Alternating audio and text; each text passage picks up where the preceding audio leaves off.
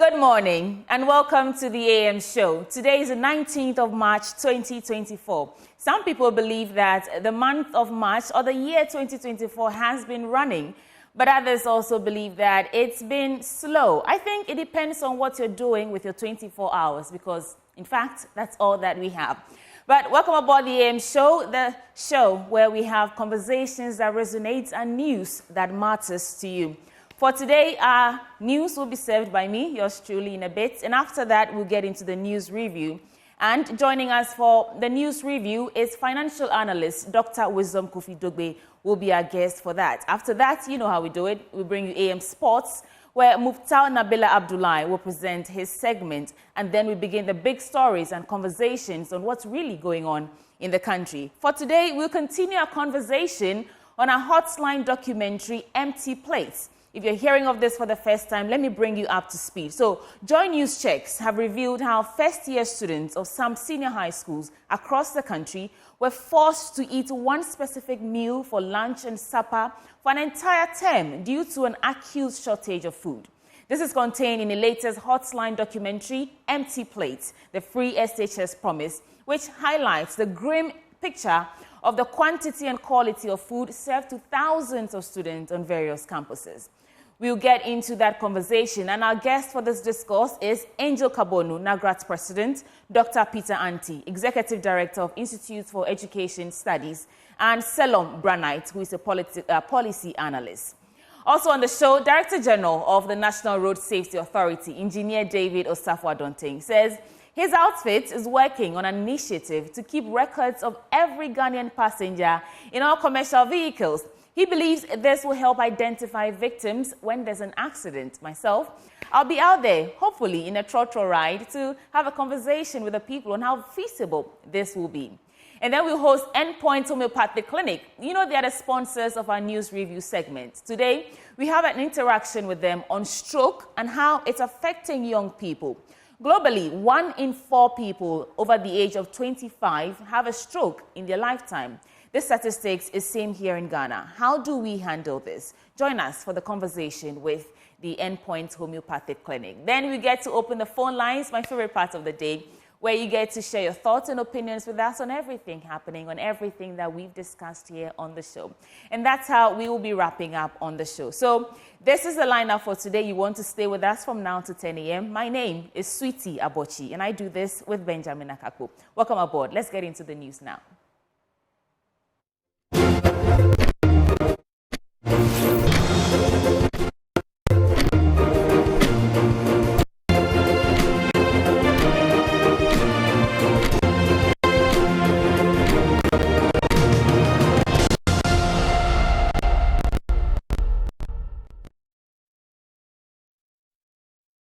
Welcome to the AM News on the AM Show. Let's get into the details. Now, when one gets into the Osu Alata community, the first sight that greets you is a tower of rubbish situated at the center of the town. That is where the community unloads the daily waste. With no container to collect it, the situation poses a danger to their health and tourist prospects. Mame A.C. Thompson has more in the first of the series, Filth Exhibition. Osu Alata, a coastal community in the Greater Accra region, it boasts of a rich scenic beauty. With its close proximity to the Osu Castle, it has long been a magnet, seeking a glimpse into Ghana's rich history. However, within the beauty lies a pressing issue that tarnishes the community's charm: the heap of rubbish. Located right in the center of the community, not only mars the landscape, but poses significant challenges to the health of residents and tourism prospects. The pile of rubbish, mostly plastic, has been producing stench in the community for months. Benjamin Doatiso has lived in the community for 26 years. He tells me a container supposed to be for the collection of their rubbish has been taken away by the assembly. This is how they take care of the rubbish. This is how. They normally dump it here. When the caretaker is not around, those around, they snitch. and they will come and dump the rubbish here. They are using this castle as a tourist center. And when the visitors came and they see this rubbish around, I mean, let me say, it's not good for the castle. The gutters are also choked with plastic waste and layers of silt. A teenager popularly known as Ken Bola has abandoned the duty of desilting it because he is not paid for his services. We emptied the gutters here. We were brought from Labadi to Osu. However, we are not paid well, so we decided not to work today. But our leaders have spoken to us, so we will start soon.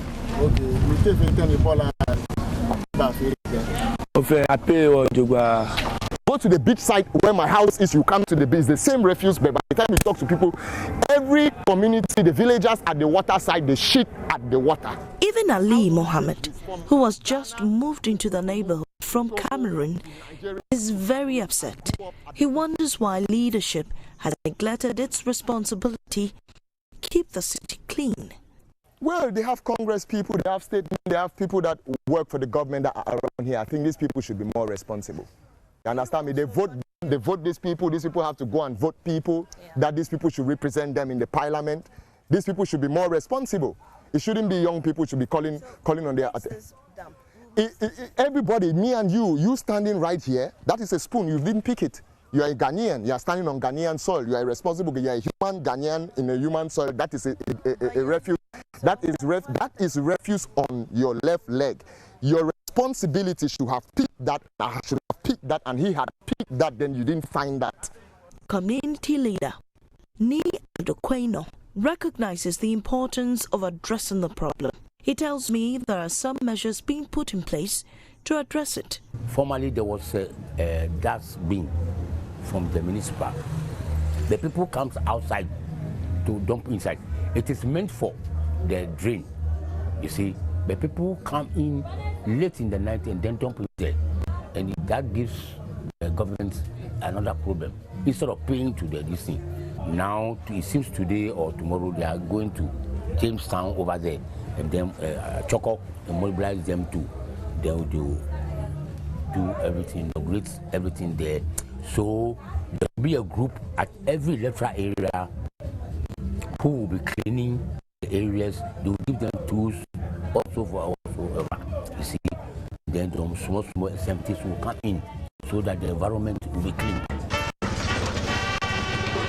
But the critical question minds of residents is when will these measures be implemented? Until then, Osualata will continue to drown in filth.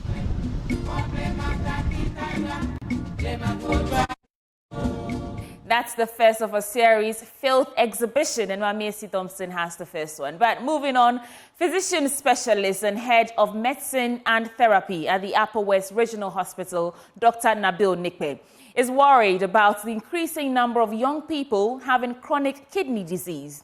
He's attributing this to a lifestyle where young people have resorted to the use of herbal concoction to enhance their sexual performance. Dr. Dogbey made the statement at the World Kidney Celebration at WA.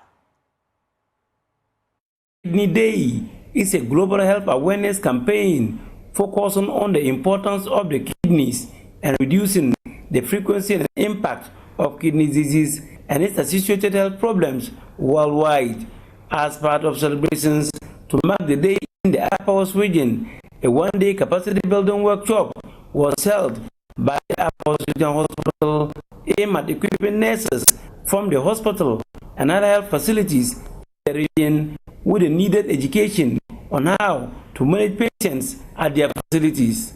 It is also to educate health workers and the general public on the use of certain medications to reduce the risk of kidney impairment. Physician specialist and head of the Department of Medicine and Therapeutic at the Upper West Regional Hospital, Dr. Dogbey, disclosed that the number of persons with kidney diseases in the Upper West region and that requires the service of dialysis are on the rise, pegging the figure to around 60. We have over 60 patients on dialysis in the region, and these patients have dialysis on the average about twice a week. Ideally, it's supposed to be because of financial constraints. Most of them are having dialysis about twice a week. And since the unit was open, we've had over 600 sessions of dialysis in total. So it's a big issue. And we also keep seeing a lot of patients who come with kidney impairment. That is reversible. So there are some of them, we call that acute kidney injury, AKI. So they come in, some of them come in really bad. They need dialysis. We dialyze them a few times, and the kidneys recover 100%. And they go home without requiring dialysis. Dr. Nabil pencils 3 risk factors as some of the causes of kidney diseases. Listen it with an advice. The number 1 risk factor in Ghana is hypertension, followed by diabetes. And it's a big issue. So we keep talking about people going to the health facilities to check their blood pressures, people checking their sugars. Those who have been diagnosed with hypertension and diabetes should take their medication seriously, because these two are the top 2 causes or risk factors for chronic kidney disease. Now we've observed that we are also seeing a lot of chronic kidney disease in young people, and we believe it's as a result of some lifestyle practices. So you have a lot of young people taking all sorts of herbal concoctions, to enhance their sexual performance. So people take all kinds of herbal products, and these herbal products potentially can affect the functions of the kidney. So we see a lot of young people coming with kidney impairment. And I know that currently there are studies ongoing within the country to look at the effect of some of these drugs on the market. But we would advocate for young people to desist from such herbal that are purported to improve sexual function, because eventually damages the kidneys, and the cost of requiring dialysis is crazy. Medical Director of the Upper West Region Hospital, Dr. Robert Amesiye, urged the staff of the hospital to exhibit professionalism in their field of work. The Municipal Chief Executive for Ejiso has commended the Electricity Company of Ghana for what he describes as a swift life-saving intervention during a rainstorm. Samuel Odro Frimpong is happy with the level of response of ECG officials in Ejiso to curtail electrocution concerns following the recent rainstorm that ripped off roofing of classrooms and residential homes. Ohemeng Tewia has more in the following report. Ripped off roofs of Ejiso Senior High Technical and the Ejiso Experimental Schools landed on live high-tension electrical cables. It took the swift intervention of the Electricity Company of Ghana to first disconnect power to affected areas. Those students of the Ejiso High Technical School were rendered homeless. No casualties were recorded. Also, response rate of the ECG. He commended ECG District Manager for Ejiso, Bismarck Adoma, and the District Technical Officer for their exemplary leadership. Kudos to ECG. Yesterday, when I came back from the program, they were already here. No, because the sheet fell on the high tension wires. They needed to rush in to ensure that nothing happens to any of the boys or the students. So I want to say big thank you to the ECG manager, Adoma, and his team. Yesterday, because of the rain, they had a lot of challenges, but they want to make sure that they rectify all those situations. So I want to say they've really done well. They responded appropriately, and I'm sure if they continue the same way, we'll continue to applaud them. It would have been disastrous. These young ones, they don't know anything about electricals, power and what have you. And some of the wires, they fell on the ground. Somebody could have stepped on any of them, and the consequences. But with the intervention, they made sure that no student went near the wires. Meanwhile, the Ejiso Municipal Assembly has honored its promise to re-roof the affected dormitories. Artisans were busy fixing the ceiling of the dormitory block during a visit to the Ejiso Senior High Technical School on Monday. School authorities are happy at the turn of events. From Ejiso, for Joy News, Ohemeng Tewia report. In other stories, the Kotokrom Yonhwema Road in Sunyani is receiving attention to the delight of the residents and the relief of the municipal chief executive, Ansu Kumi. One side of the over 5-kilometer double-lane road is being sealed by the contractor after agitations and demonstrations. The MCE has assured residents of working to get other roads in the municipality fixed to improve the standard of living in the communities. Precious Semevo has more. One of the much talked about roads in Sunyani in the Bono region is the Kotokrom-Yahima Road.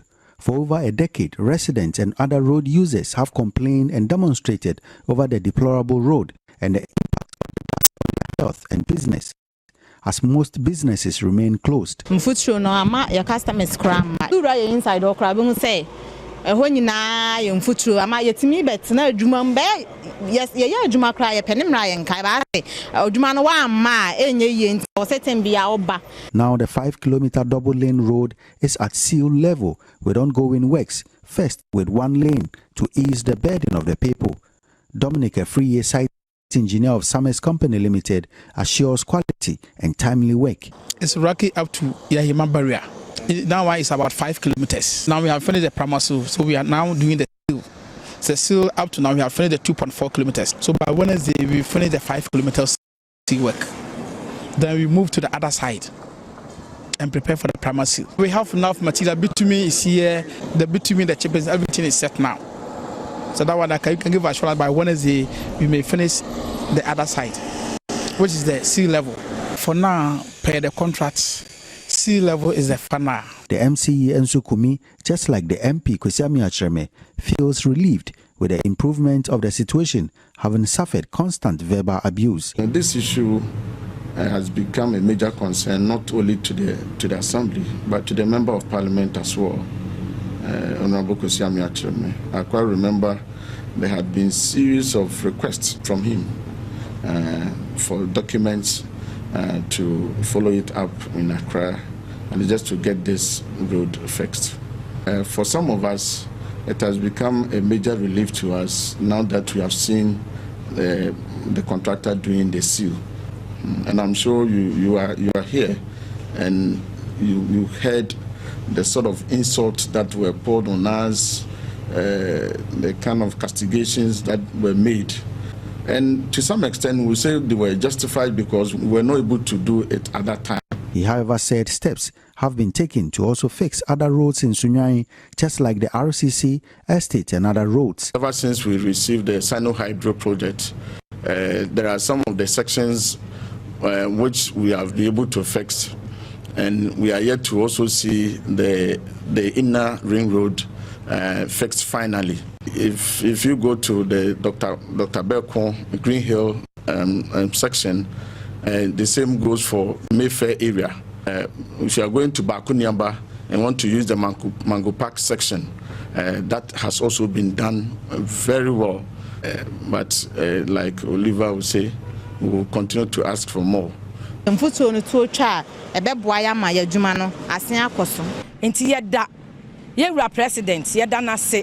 Semevo, Joy News, Kotokrom.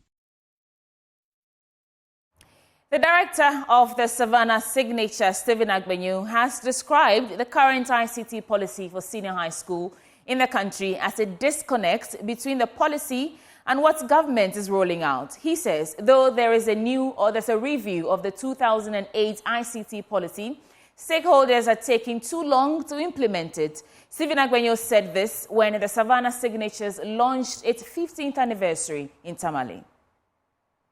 The Savannah Signatures is an NGO that is into ICT and uses ICT to drive its development in its operational area.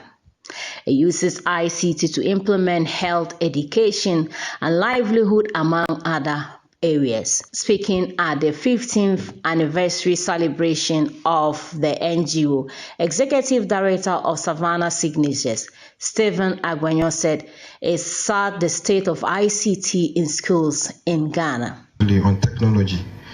Madam Chair, permit me to highlight an area of worry to us as we mark our 15th anniversary, the state of ICTs in education. As a pioneer in this area, we are saddened by the current state of ICTs in education. There was an ICTs in education policy, However, what we have experienced is that there is a disconnect between the policy and what government itself is rolling out, which we'll call a practice. We are aware of the policy review process, a process to review the 2008 and 2015 ICTs in education policy.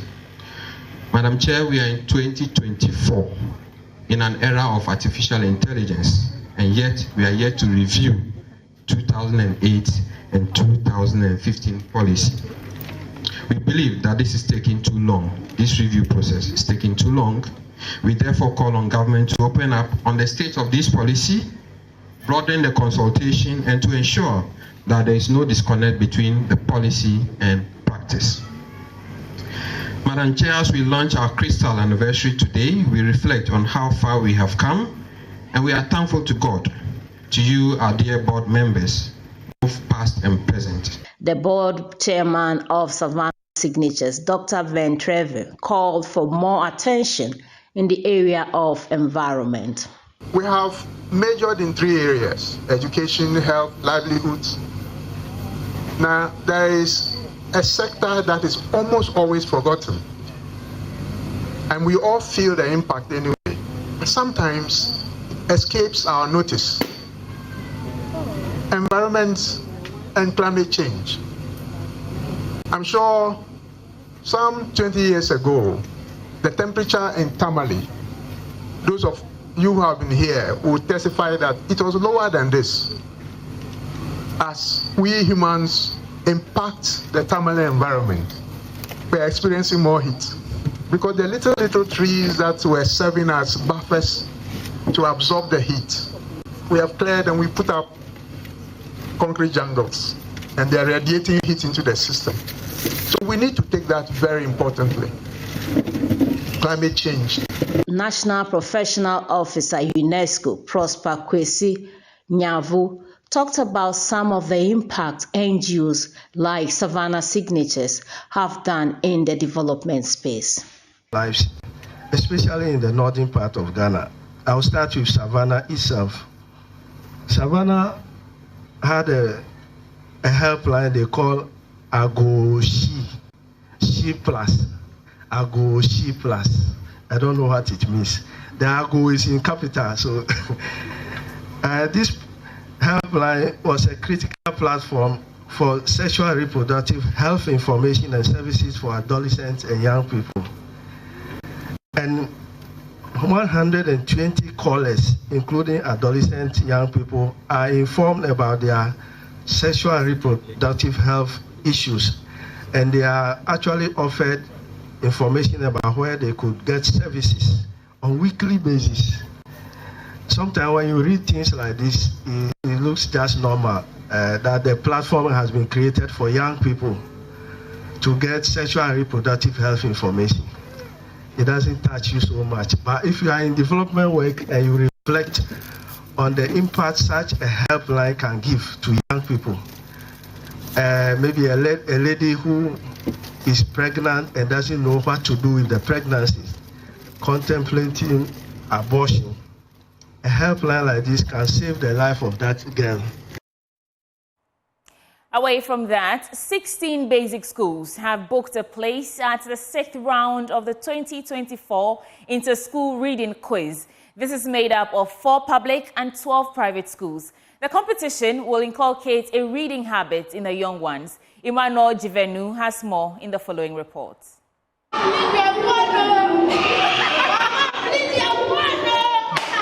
Excited young reader Michael could not hide his joy but to share it with his parents. Wow! Michael tops thousands of young readers with 1,563 points. Michael.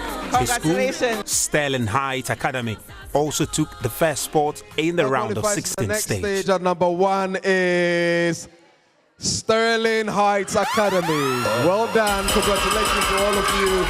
The success of these Cubs comes after a 3-week reading challenge where they answered questions based on the various books they read. At the audition stage, 20 private schools battle in a 2-hurdle contest, a quiz in the digital library, and spinning the wheel. The drink of choice in Japan is? Yes, we are sure of our answer. Green tea. Green tea, correct. 12 of the highest scoring schools qualify for the next stage, alongside 4 public schools with automatic qualification. The competition was tough, but we've pushed through it. We've come here to qualify in the audition stage, and now we are going to the round of 16, and we are hoping to qualify also in the round of 16 and also win the competition and go to Canada. Competition judge Ajite Anand is excited about the prospect of the Cups. And I think that it's a good energy base for us to propel every school, and the fact that maybe Cups just open its doors to every school, and everybody has opportunity to has the potential to live up to their purposes and they exhibit their giftings. And so for me, this is a brilliant step. Executive Director of PERB Cups and organizer of the Inter-School Reading Quiz promises loads of excitement in the next stage of the competition. The round of 16 will be the next level of excitement when it comes to reading. There are 16 schools that have come so far. We're going to be having 4 competitions in 4 slots, A, B, C, D, 4 schools each. And each of these schools will be vying for the first and second position because that will take them to the quarterfinals. We are wishing all the schools all the best because it's going to be quite the competition. The children study their books very carefully and they come fully prepared. So usually it could actually end up in a tiebreaker round because the competition is that intense. The search for the ultimate readers for 2024 continues unabated. Emmanuel Jivenu for Joy Prime. You are not near the public school. You are going down, we trample on you like that. Oh yes, I'm not lying. Because the way we are trained. Oh, you know. Well, that's how we're wrapping up for the AM News on the AM Show. Up next is the news review. You want to stay with us for that. We'll be right back.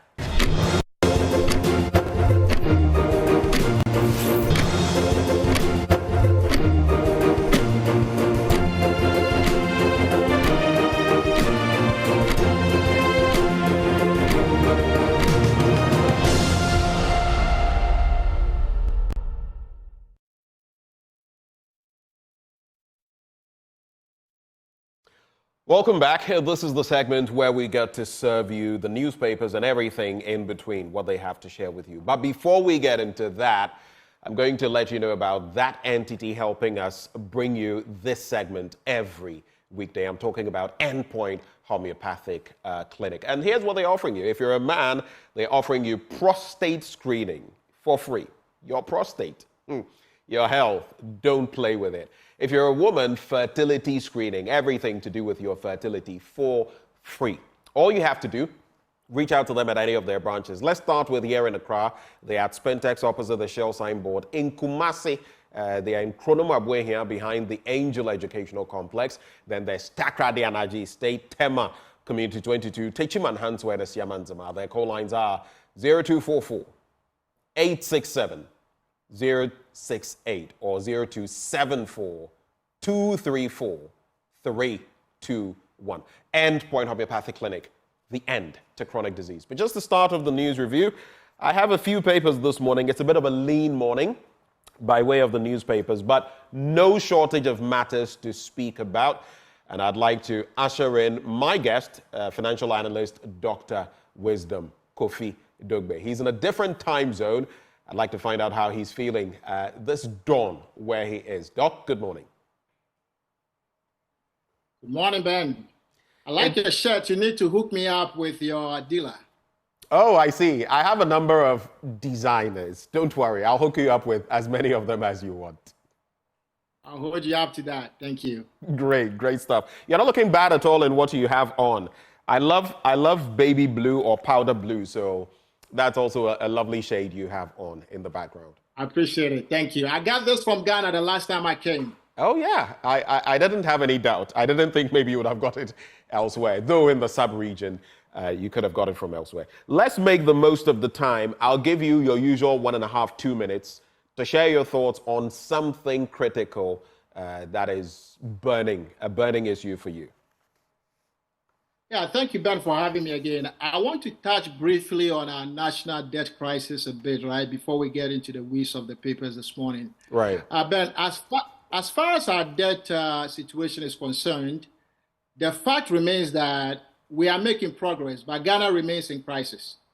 And it will take a while to fix, even for the next administration. So I agreed with His Excellency, President Akufo-Addo, when he said on Sunday that Ghana will find a good balance between meeting the expectations of Ghanaians and at the same time committing to the conditionalities of the IMF's 3-year extended credit program.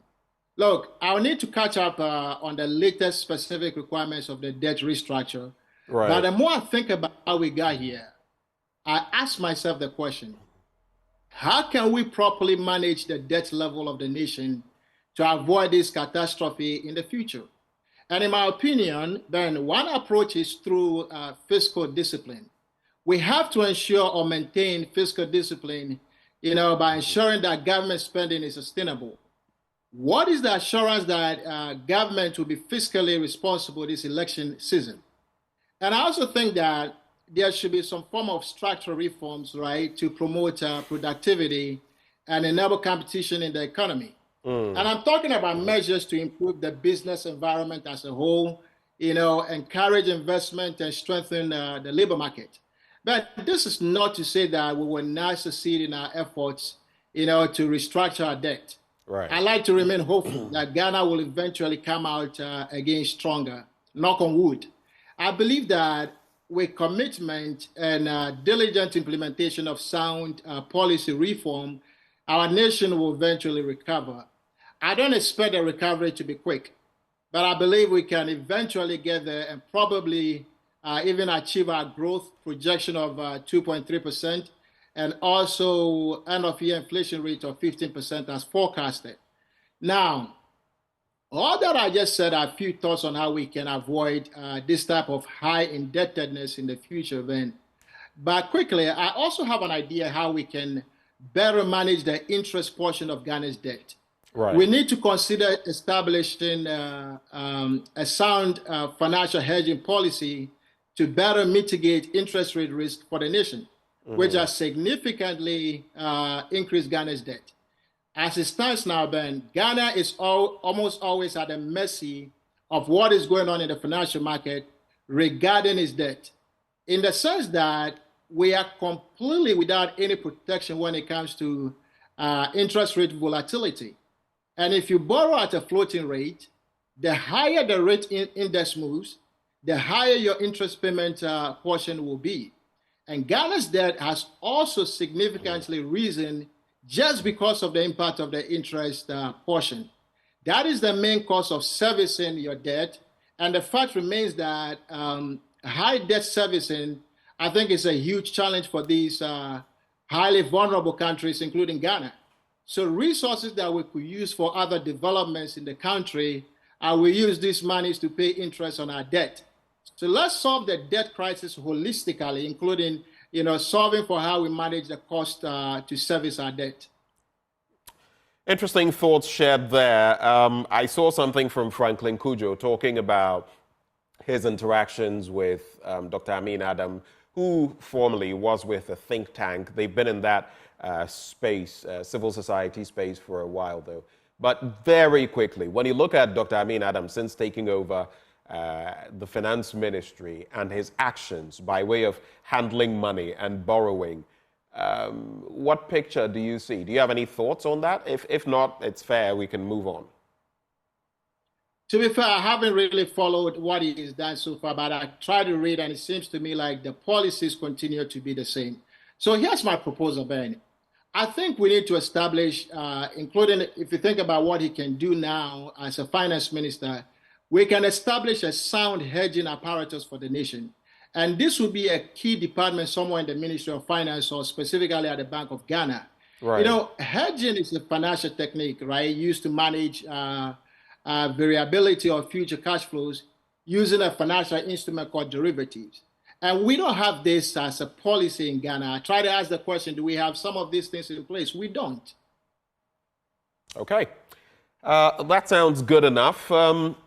We've also had to deal with this internet challenge. I'll get to that later. Interesting comments from the Tamale Central, I believe, Member of Parliament, Murtala Mohammed, about Ursula Owusu-Ekufu's statement. But we'll get into that later in respect of the actions of Ghana's NCA, the National Communications Authority, and everything in between. But let's get into the papers now, starting with the Ghanaian Times newspaper.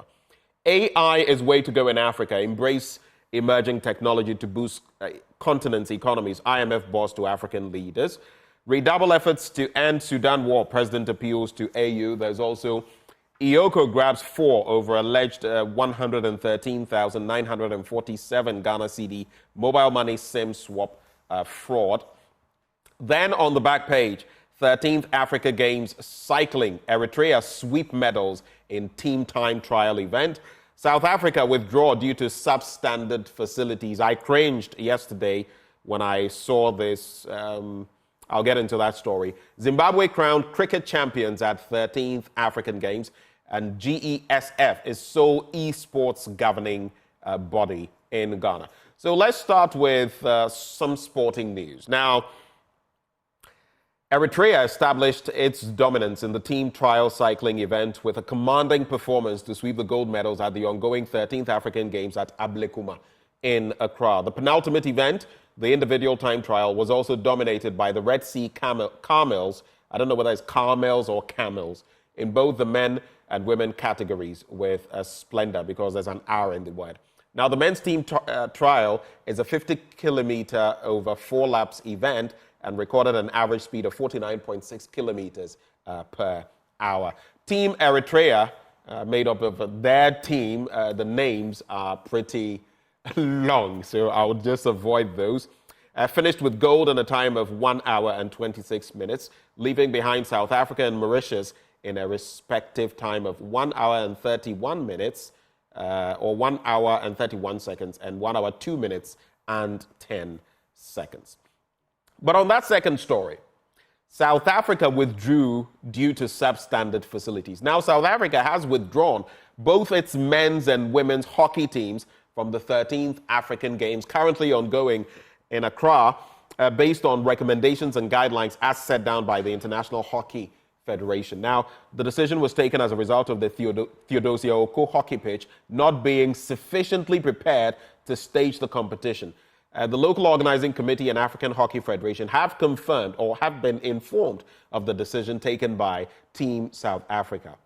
According to South Africa's Olympic governing body, the SASOC, quote, despite repeated assurances that the pitches would be ready for international standard competition, the pitches are unsustainable.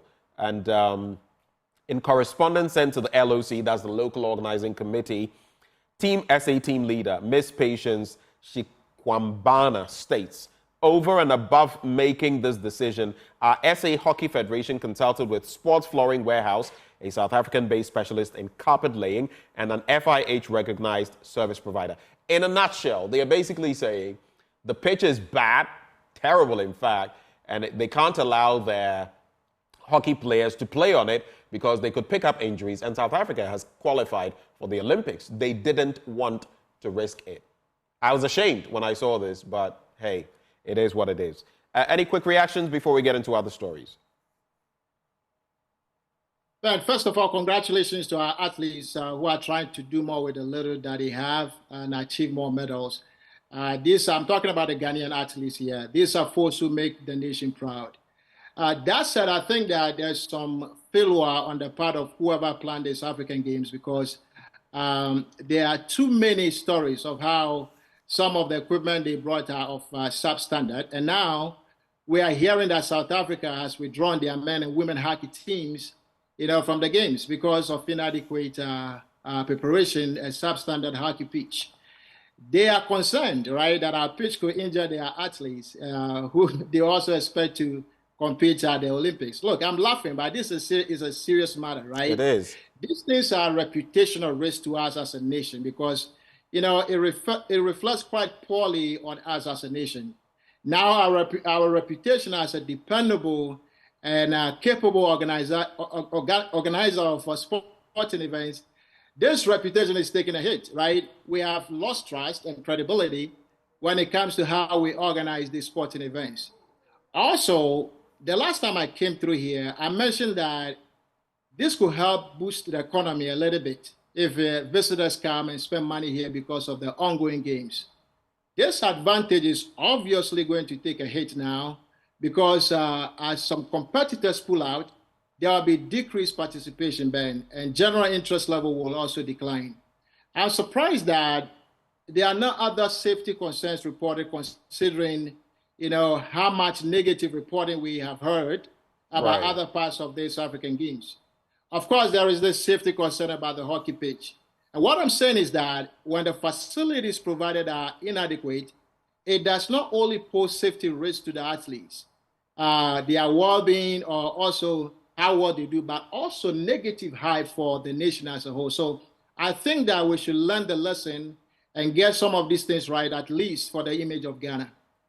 Well, for the image of Ghana, because that image, I remember being in some countries many years ago, and the first thing when they heard you were from Ghana, they would start mentioning the likes of Michael Essien, Stephen Appiah, among others, because of sports. They could identify us. And when these things happen, obviously they don't put us in a very positive light. But anyway, let's hope that the right things can be done between now and the end of the games. But let's get into the Ghanaian Times newspaper on the other stories, starting from page 8. And so AI is way to go in Africa. Embrace emerging technology to boost continent's economies. IMF boss to African leaders. Sometimes it's almost as though without these people telling us these things, we didn't know. These are things that we already do know, but harnessing them has been the issue. Now, Africa must embrace artificial intelligence to accelerate the development of the continent, Managing Director of the International Monetary Fund, Kristalina Georgieva, has stated. According to her, the benefits of AI far outweigh its negatives, and Africa must explore the emerging technology to boost its economies.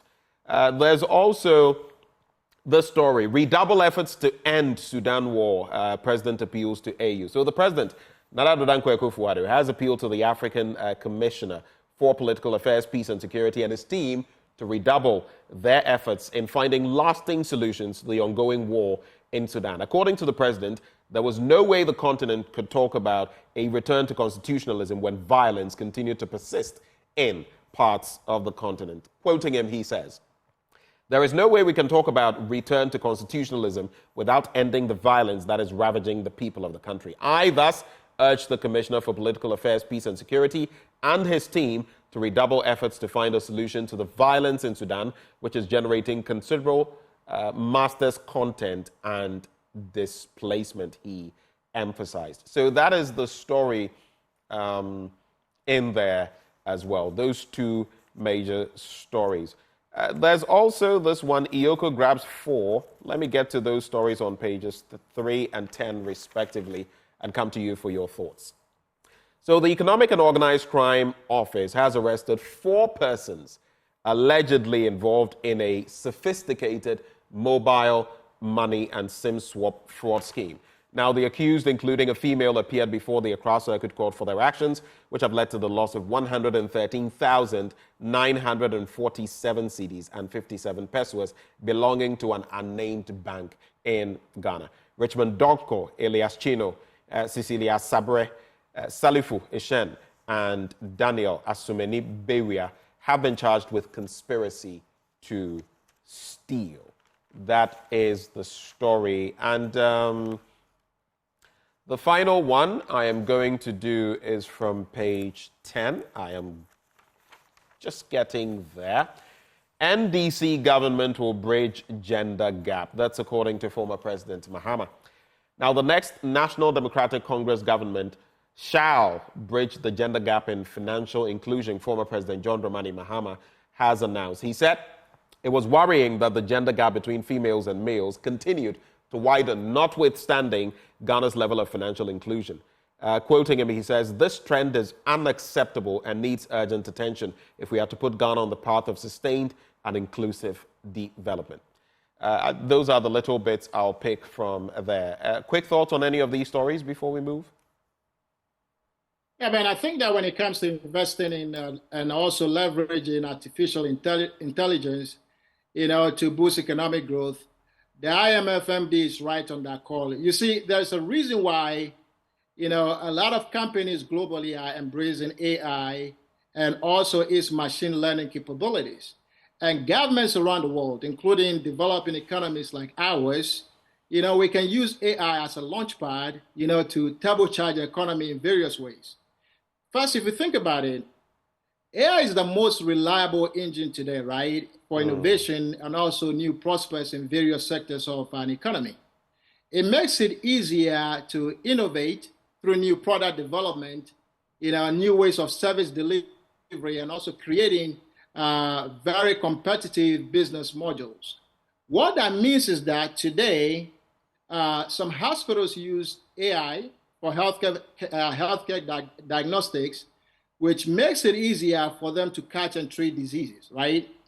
And in the manufacturing sector, AI can be deployed to also identify and repeat various patterns, do it much faster, which increases productivity, right?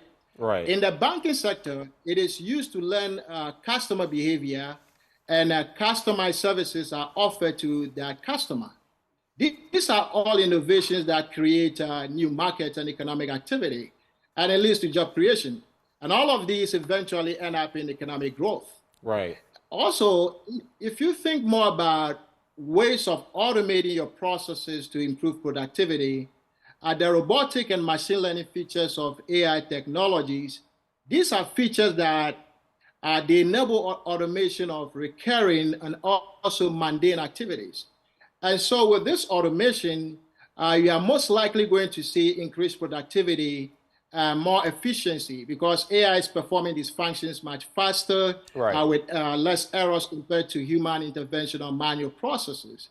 And this is what AI does for you, by automating processes so businesses can better allocate resources more efficiently, optimize operations, and also reach higher levels of output, which all help to boost economic growth.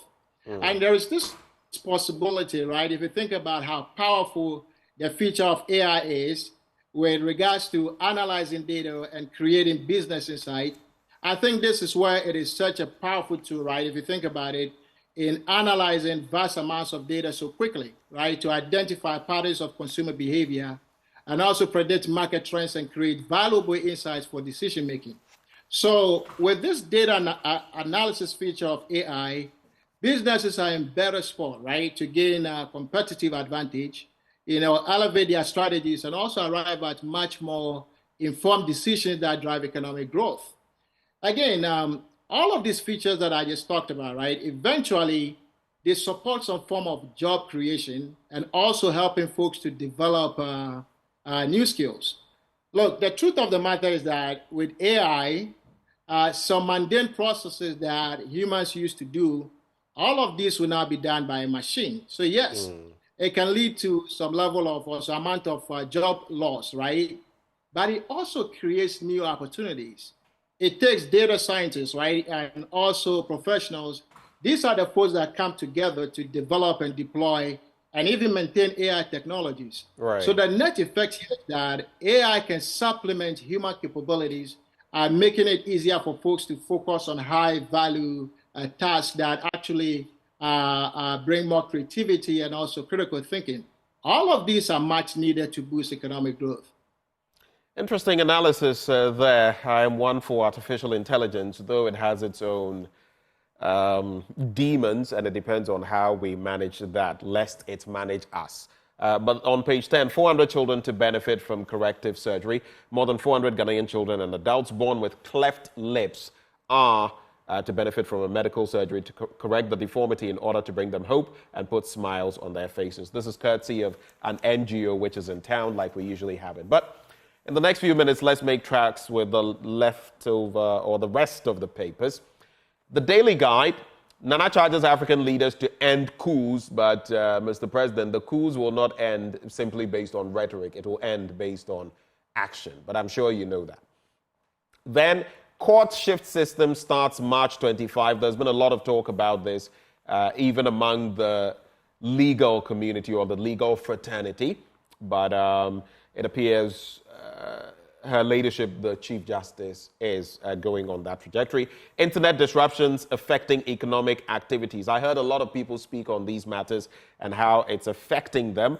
And, we know that in Nigeria and Sierra Leone and other countries, a lot has been done to alleviate the plight of people. People are asking, why not Ghana? Why are we being lethargic? Why are we not living up to expectation?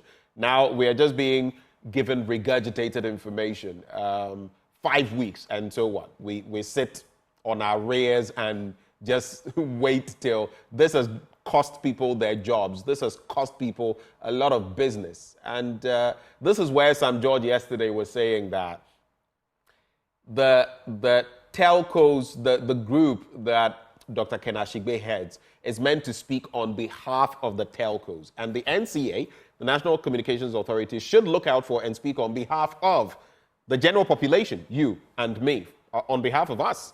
But it appears they're also speaking for the telcos. So what is their role in all of this? And interestingly, there's another thought where I believe it's the Tamale Central lawmaker, Murtala Mohammed, I don't know whether I got that right, Tamale Central, is also talking about Ursula Usu-Ekufo, the Communications and Digitalization Minister, plagiarizing a speech. I don't really think that's a major matter. We just want our internet connectivity back. Whether it was copied verbatim or somewhat from the Nigerian release, we don't really care. We want proper internet supply.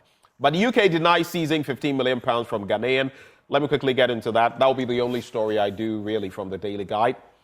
Authorities in the United Kingdom have denied any knowledge of the London Metropolitan Police impounding £15 million from an unidentified Ghanaian. A report by City Newsroom indicates that both the UK Financial Intelligence Agency, or a Financial Intelligence Unit, and the Border Agency denied knowledge of claims suggesting that £15 million had been impounded from a Ghanaian upon arriving in London. Now, a short video making the rounds on various social media platforms claims a prominent member of the ruling New Patriotic Party was apprehended in the UK by the London Metropolitan Police and an amount of £15 million impounded from him. Now, in what appears to be a calculated attempt to draw bad blood for government, the individual in the video did not mention any specific name except to say the person was oftentimes referred to as Prime Minister. Well, that is the story there. And in Ghana, some people have been referred to variously as Prime Minister in different ways. So that is the story. But at least the confirmation now from the paper saying that the UK officials are saying no, there's nothing of that nature.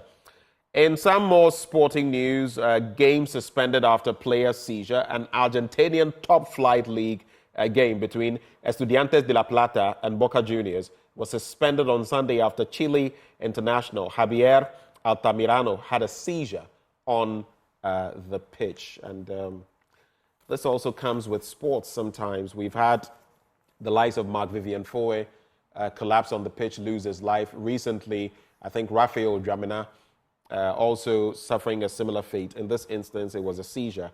We pray for the best for that player. Any quick reflections? After I do the new finder, we are done.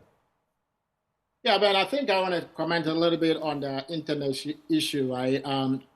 It is one issue that calls, in my opinion, right, it calls for some level of introspection, or better put, a call to action to review how we get our internet service in Ghana. Right. I am sure that many entrepreneurs in the countries that are impacted by these disruption, they may be seeing some business opportunities here, in terms of finding or expanding alternative sources of internet connectivity. Are we over-reliant on undersea cables? Look, I know that reducing our dependence on undersea cables for internet connectivity, I suspect it will be a little bit more complex, right? It would require some work, which will also require alternative infrastructure and strategies, to provide reliable and also cost-effective internet access, right, through other means that do not depend on undersea cables. But I think that with this incident, the time is ripe to at least begin the dialogue. So Here's what I'm thinking we could do to reduce dependency on this source of connectivity. Should Ghana and all the other nations that depend heavily on these undersea cables, should we begin to consider investing in satellite internet technology as a viable alternative to undersea cables? Some have mentioned we could have lower Earth orbit satellites, for example, cheaper, effective, efficient, and use them in that regard. Especially if it is comparatively cost-effective, right, Ben? The little I know about this is that satellites can beam internet connectivity even to very remote and underserved areas of the country. Right. Should we consider this at this point? Working with the satellite providers to expand coverage and as an alternative in providing speed and reliability of internet services. You know, I think that this could even foster a healthy competition among the providers.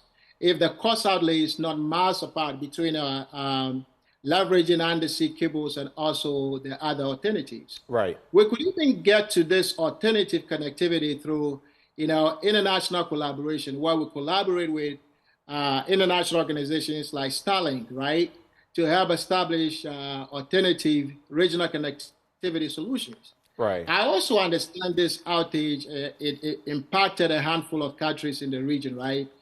How, if I think about it, how about some joint regional investment in such infrastructure projects? You know, leveraging resources of the states to contribute to reducing reliance on undersea cables for internet connectivity. Look, I'm not the expert here, but I also heard of other alternatives here, just like you said. Right. We have wireless technologies, we have fiber optic networks, we have internet exchange points, and other local hosting content, right? And so all I'm saying is that let's have a dialogue and ask the question, if there is a way we can achieve some form of diversification regarding our internet connectivity in the country. Ben, with that in mind, I think that as important as internet connectivity... Dr. Dogbey, we have to go in less than a minute, so maybe you could make those comments succinct. Sure. Over to you. Sure. You know, I think that our life should not depend on the internet so much, right? There are so many online, offline activities that we could engage in, apart from, of course, the business impact. We should be able to take time off and intentionally even turn off our browsers, read a book, cross off something from your bucket list. It shouldn't be a game changer, at least in the individual's life. I understand the business impact, but this is the time we can also think about what else can we do apart from being on the internet. Just before we go, the new find of newspaper. So resist arm twisting in Eurobond negotiations. IMF MD cautions Ghana, easier said than done. And then two sporting stories. Ex-Nigerian sports minister praises Ghana's organization of African Games. I don't know what he's seen. He talks about admiring everything that has happened. I wish he were here to see what else we were seeing. And the LOC, the local organizing committee, satisfied with 13th African Games. Well, I have expressed my dissatisfaction with a lot of what has happened. It's not to say nothing good has happened, but a lot of what has gone on has been nothing short of disgrace for Ghana. But we look forward to better times. In some 20 seconds, final thoughts, and then we're gone. Ben, you see, I don't have specific comments on the games anymore, apart from what I said, but I'll claim the time, right, to touch briefly on our economic destiny as a country. One thing we can all agree on is that, come what may, we as a nation, we should be championing policies with the best interests of the citizens at heart. Okay. Africa and Ghana in particular, we are rich, right, when it comes to resources. Let's fight corruption with a united force. Let's demand accountability, even from how these games were organized, right? Accountability from our leaders. And let's champion a cause of shared and also equitable economic prosperity for all. Okay. Let's do our part for God and country, like Ben likes to say. God bless the motherland. Thank you, Doc, for joining the conversation. Of course, that is a financial analyst at Dr. Wisdom Dogbey, who joined the conversation. Right before we go into Sports Endpoint Homeopathic Clinic helping us bring you this segment, and they're offering you, if you're a man, prostate screening for free. If you're a woman, fertility screening for free. Just reach out to them at any of their branches. In Accra, they have Spintex opposite the Shell signboard. Kumasi, Kronum Abuehia behind the Angel Educational Complex. There's Takra Dianaji State. Tema, Community 22, Techiman Hanswa, and Siamanzama. Their call lines 0244 867 068 or 0274 234 321. Endpoint Homeopathic Clinic, the end to chronic disease. Time now for sports. Up next, do stay.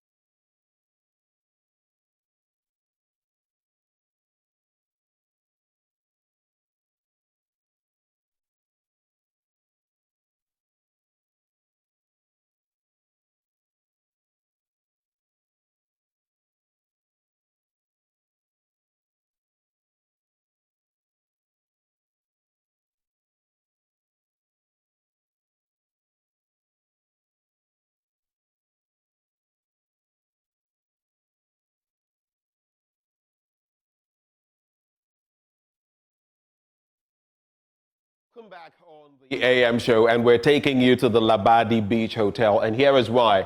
It's another quarter, and of course, we're looking at the Graphic Business Stanbic Bank breakfast meeting. This morning, we're taking you there for another installment, and today the focus is on tourism. But without further ado, let me hand over to the crew on the ground as we take you into that latest installment of that breakfast meeting. Across the country, we would like you to stay glued to your television set as we give you this insightful discussion. And I'm privileged to already have my guest seated here with me before we delve into this conversation. On my far left, I have seated Mr. Dr. Edward Aka Nyameke Jr. He's the president of the Ghana Hotels Association, and also Mr. Eric Chiri. He's the head of enterprise banking with Stanbic Bank, who will be delving into the financing of the tourism sector. We'll be delving also into how the hotel industry has been kept sustaining amidst several challenges, and where specifically is the issue of policy. Has there been collaboration between the private sector and government, especially in bringing light to our tourism sector? We've had a lot of this discussion about how the year of return has come to stay and how government has sustained it. Last year, there was a lot of tones all over the country in December where we saw Ifua Santua doing her thing, and many people have joined the queue. The razzmatazz, the whole buzz about this has drive some interesting conversation in that aspect. So let me go straight to my panelists who are already seated. Good morning, gentlemen. Good morning. Good morning. Thanks for having us. Great. Let me begin with Dr. Edward, who you are in the hotel business, and I want to understand over the years, how has the industry been? And also looking at an outlook, basically, how have you been faring? Thank you very much for the opportunity. Let me keep it very short and simple. I think the tourism and hospitality industry, which the hotel sector forms part, has seen some growth within the past 10 years.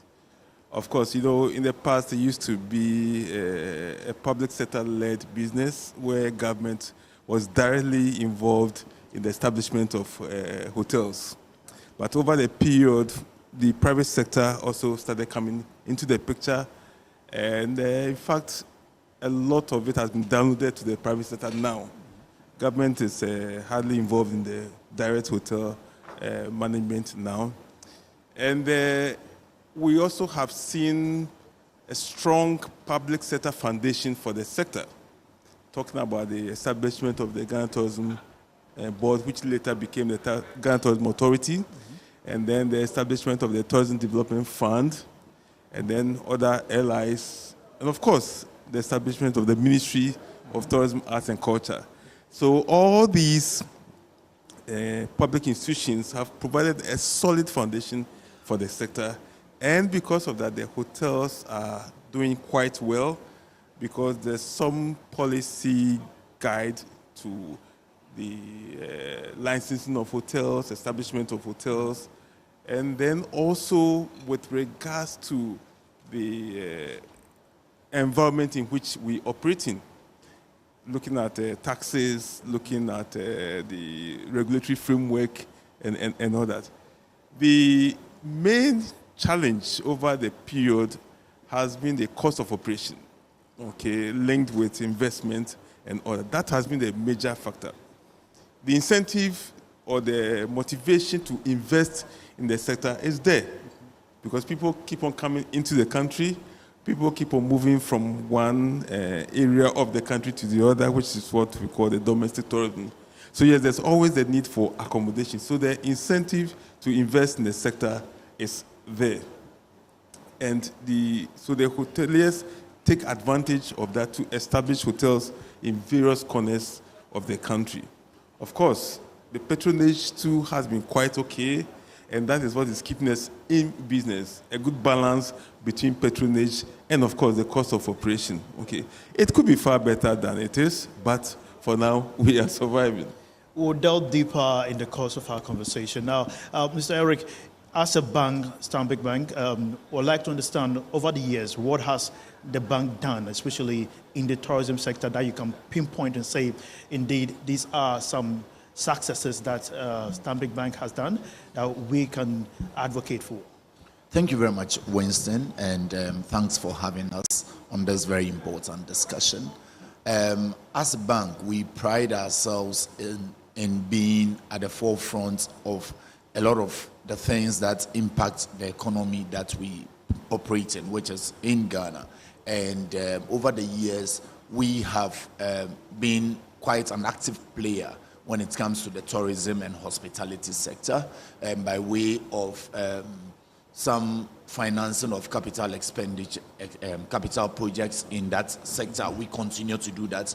We have dotted across the country some significant investments which had some funding from Stanbic Bank, some funding support. We continue to offer service in terms of banking services to the players in the industry. We continue to offer working capital support to players in the industry. We continue to support them by way of capacity building, by way of advisory services, by way of leading the conversations around critical interventions in this very critical sector of the economy. But I must confess that, yes, significant investment in the sector, significant support to the sector, but there is still much more room for improvement. There is much more that we as a leading bank, we need to do to continue to support this very critical sector. We all know, the contribution of the tourism sector to the Ghanaian economy. But I think we must concede that we have not put our money where our mouth is, where we haven't walked the talk enough as a leading financial institution, and even as a body of banks in the country, to offer the needed support to the industry. And I think conversations like this, which we are fostering, will shed the needed light so that, first of all, we as Stanbic, as a leader in the industry, will take the lead, and will also invite other financial institutions to offer the necessary support to this very, very important part of sector of our economy. Over the years, we've seen Ghana's economy transform from agrarian to basically service-driven economy.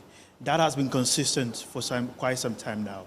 And talking about that, there are times you hear financial institutions say there is this money designated for this purpose. Now, the key players, that is those who are in the tourism industry, now question, how can I have access to this particular funding? Is it a case of not knowing how to position their brands to have access, or there is no case where they can sell their value to these financing institutions? Thank you. I think, if you ask me, it's a mixture of reasons. First of all, as financial institutions, we need to properly calibrate our risk appetite and make sure that we align it to this important sector of the economy and say, look, we are dedicating part of our risk asset, our risk portfolio, or part of our investment projections for this sector. So first of all is for banks to properly align our risk appetite and say this is a key sector, a focus area, and we need to make the necessary interventions and investments into the sector so that as a whole it helps in transforming the shape of the Ghanaian economy. So first of all is the banks and our risk appetite and our resolve to offer the needed support in there. Second will then come the issue about players in the industry knowing how to access these funding support, these supports that is on offer by banks like Stanbic and other financial institutions, how they would be able to package their business cases, how they will be demonstrating clarity of thought as far as where they want to take their businesses to, how they are demonstrating that they are putting in place the right structures. Because as banks, once we put in those interventions, once we put in those support, we want to make sure that they don't go into leaking buckets, or so to speak. So we want to be sure that these are grounded with sound business practices. There's a clear path in terms of what's the business, these tourism setups, where they intend going, what they want to take the business to, and then we would come along on that journey in offering the support. So I think it's a two-way street, both from the part of the financial institutions and the part of players in the industry. And of course, I mean, at the base of all, will be government policy interventions and all that creates the enabling environment for both players and financiers to be able to thrive in this tourism ecosystem. Thank you. Dr. Edward, in your initial submission, you made mention of development fund for the sector. Now, the key thing I like to clarify is whether the accessibility of the development fund, how will it, in a way, should the private sector be partnered, help accelerate the growth of the sector? And if I'm talking about growth, I'm talking about human growth, industrial growth, and also revenue growth. Well, Winston, let me comment briefly on what Eric mentioned. I think it's very important for that partnership between the banks and, of course, the players in the tourism industry. You know, when I saw the theme for the breakfast meeting, what caught my attention was the use of the definite article. Tourism, the golden egg. Not tourism, a golden egg. Which means that those who frame the theme acknowledge the significance and importance of tourism as a source of money and as a source of business, okay?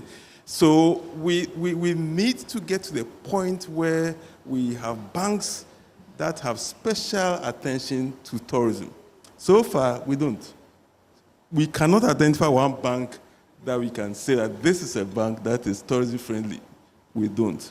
Okay, so we need to get to that point. I'm happy he has mentioned that. Back to the point, you see, the Tourism Development Fund, I must say, was established by an act of parliament. And the tourism enterprises are supposed to contribute 1% of their inflows into that fund, okay, to spearhead the development of tourism. So that fund is managed by the Ghana Tourism Authority, and of course, with the assistance of a board for that. Over the past 10 or so years when it was established, the focus has been on establishing that foundation, as I indicated, and a lot more also into marketing of the country to international tourists and also within the country as well. And then also providing some support to the private sector. You know, in the tourism industry, we have a lot of players in the value chain. If somebody is coming from, say, Azerbaijan to Ghana, they will have to get a visa, get flights. Okay, so that's where the tourism starts. They should have heard about Ghana, and that is the work of the country or the tourism authority. They should have heard about Ghana. They go for their visa, get the flight, come into the system, and then they are received at the airport. Transportation comes in, accommodation comes in, restaurant comes in, entertainment events and all that. Okay, so there is that value chain that comes with the tourism itself. The fund is supposed to facilitate all these steps to ensure that everybody is playing their role very well. That direct link between the fund and development, as you are putting, it's what we are yet to really place a finger on. And I think there's more that we can do.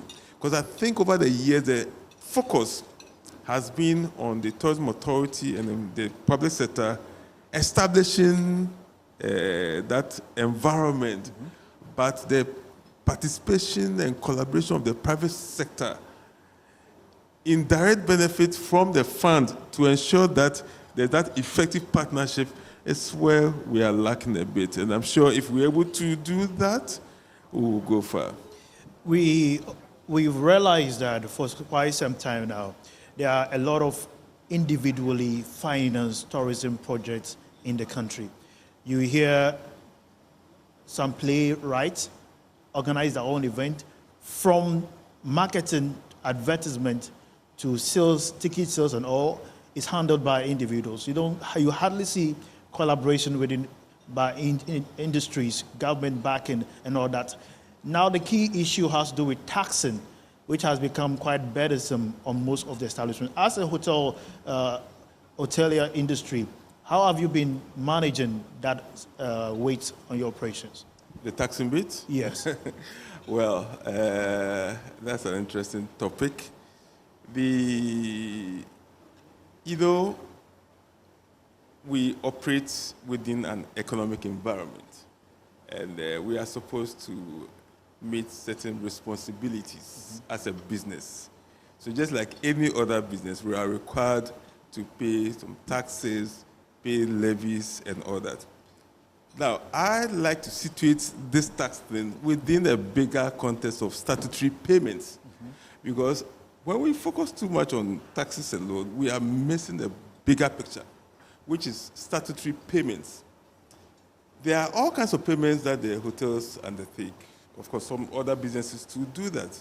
So taxes is just one. We talk about value-added tax. We talk about the 2.5% NHIL, GET fund, 1% COVID levy, and all that. And of course, the corporate tax. That's one part. Then we have the levies. We pay the 1% tourism development fund to GTA. And then we also have the regulatory bodies. We are supposed to get licenses from EPA, Environmental Protection Agency, license from Food and Drugs Authority, license for Ghana National Fire Service, license from the local authorities. That's also another part. Then we also have copyright. We need to pay something to Ghana Music Rights Organization, GAMRO, or the Visual Rights Society of Ghana. That's also another part. So when you begin to put all these things together, then you see the pressure on the sector. And that is where every little change in any of these things affects us. That's the whole challenge, okay? So when a tax is introduced, or there's an adjustment in the tax, the whole impression that is created is that, oh, this is just a 1% introduction or 1.5. But that 1.5 is going to affect that bigger burden of the other statutory payments that we are supposed to make. We have tried to get the attention of government with regards to rationalizing that whole tax environment. Because we believe that, back to the theme, tourism, the golden egg, tourism has that huge potential.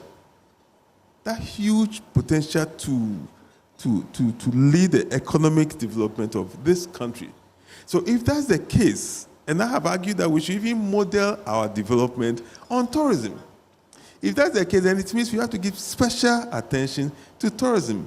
And if we are giving special attention to tourism, then we have to look at all the little aspects of tourism. Why is it not possible, like other countries have done, to have a consolidated tax system for the tourism sector? Instead of burdening us with NHIL, get funders, get one accommodation tax for the sector that deals with all these things, but at a lower rate. Okay?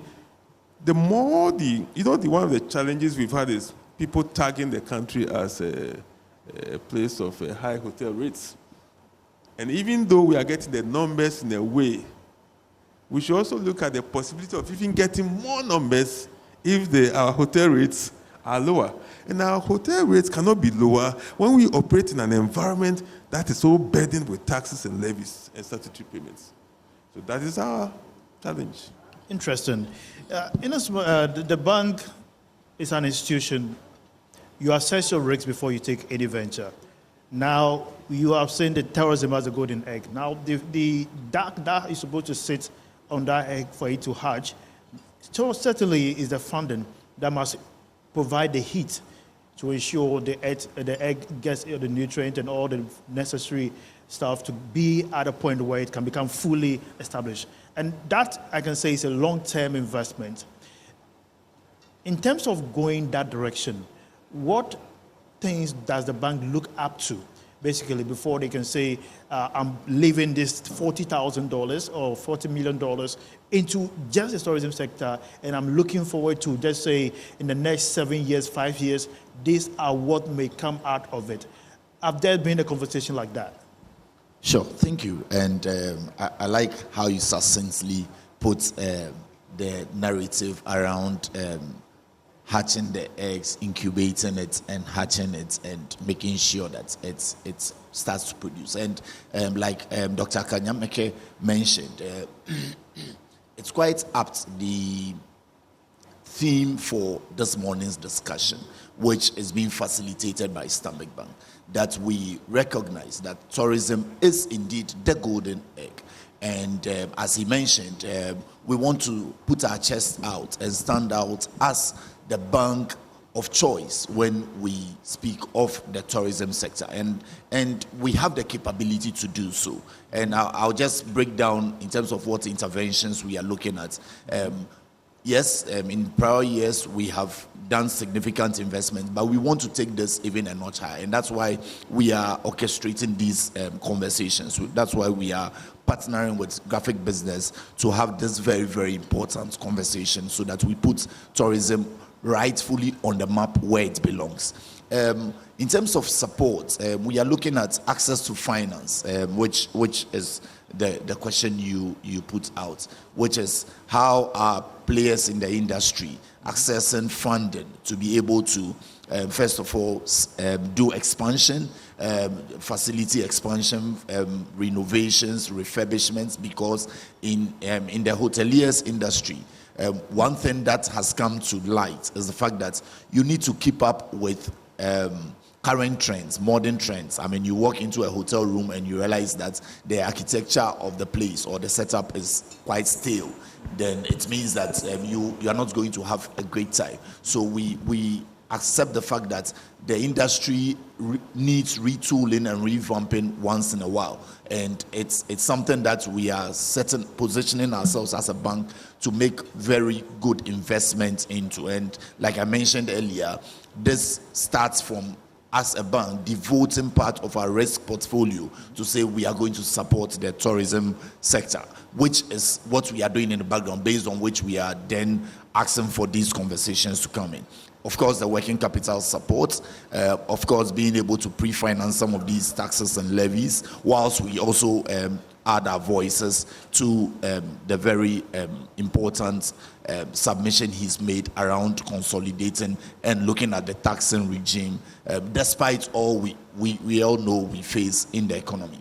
The next thing to the access to funding, which is around the investment we pump in there, is what I would put on the, so it's like a tripod. So access to funding, The next is access to markets. So when we speak of access to markets, we are saying that, as Doc mentioned, the tourism ecosystem has a lot of value chains intercrossing, and you realize that he mentioned someone coming from Azerbaijan, the marketing aspect, the visa and all that. There are a lot of offshoots that he didn't even touch on. And we are saying that as a financial institution, where we sit, we get a 360-degree view of all these value chain players. How are we orchestrating this ecosystem? How are we creating partnerships and linkages so that it is not just the funding, but we are saying that if you are a player in the tourism industry, we are linking you up to this other player in the value chain to be able to continue to create value, to be able to continue to partner and foster the needed growth in there. Finally, on this tripod is what we call access to information. So access to information, I was reading some articles on some challenges facing the tourism industry in Ghana, and it spoke about skilled professionals. It spoke about application of modern trends of service delivery and all that. As a bank, we belong to the Standard Bank Group, and we operate in jurisdictions. We operate in countries who have gotten this tourism thing right, and we want to bring that to bear in terms of the local setting, in terms of what information, what capacity building interventions can we use Stanbic. We have our business incubator to train players in this industry to take advantage of the opportunities in there and be more than a bank in terms of serving this tourism industry. Well said. Before probably we come to end of this short section, I would like to understand, over the past week, we've seen internet interruption, which basically has brought to stand still a lot of businesses and operations. You are the bank, you are in the hotel industry, bookings happen online, transactions happen online. How have you been sustaining so far, and what alternative measures have you been able to use or formalize to ensure you don't lose clients or business?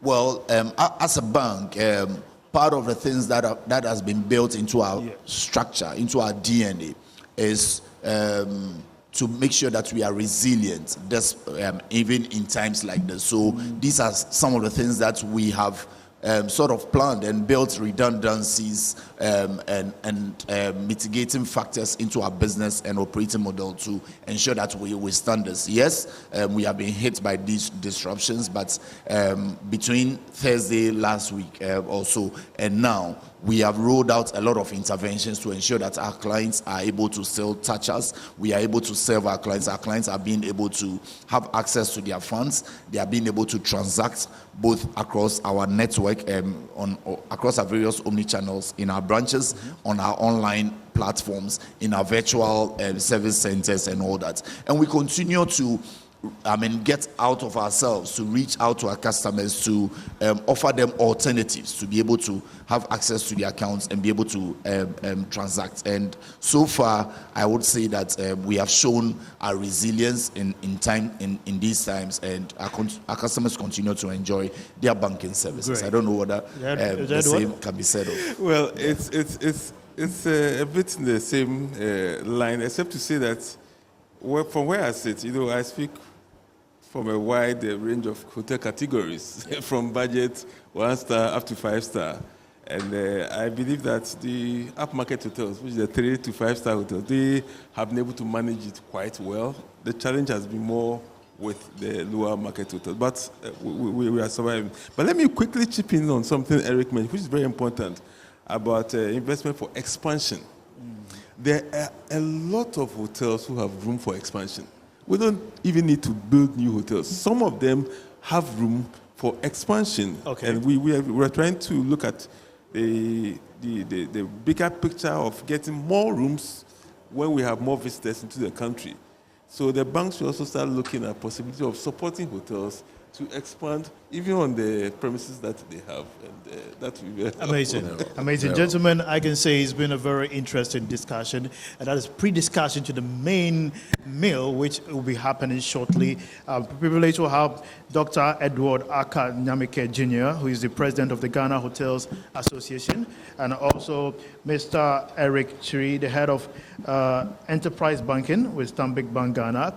Today's session, which is going to be quite insightful, still the graphic business Stanbic Bank breakfast meeting is happening live on Joy News.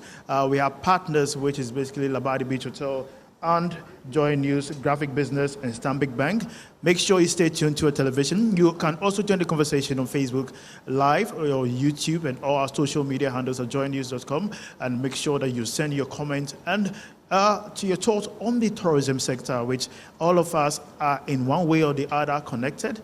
So moving straight to my big brother, Winston Amwa, who is definitely standing by to take over the conversation from here. Winston.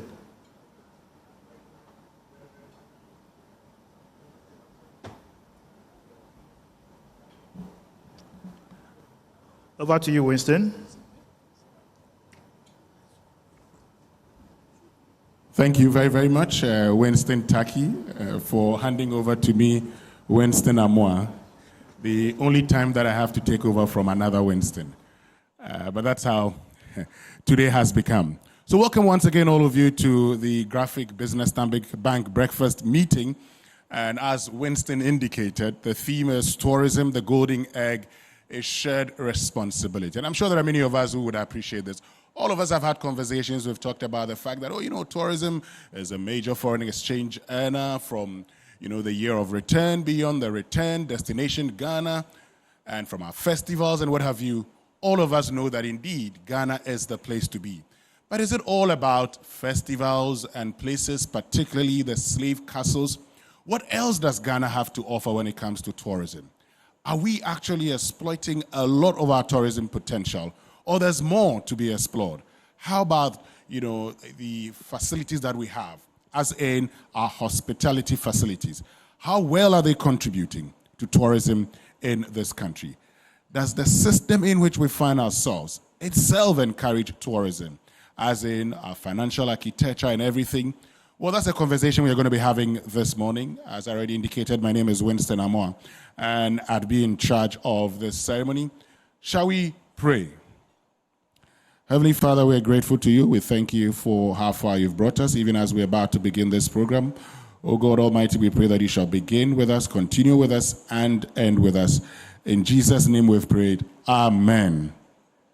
Amen. Great. We shall now invite the editor of Graphic Business, Asamoah Boahene, to give us the welcome address. Let's welcome him with a round of applause.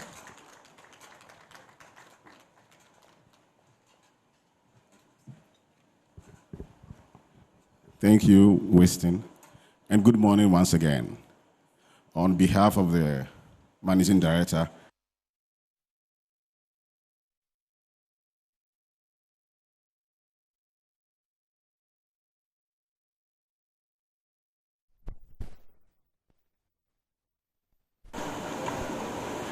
edition of the Graphic Breakfast or Graphic Business Stanbic Bank Breakfast meeting today. I get asked yesterday by Winston, why tourism? And as typical Ghanaian, I answered with a question, why not tourism?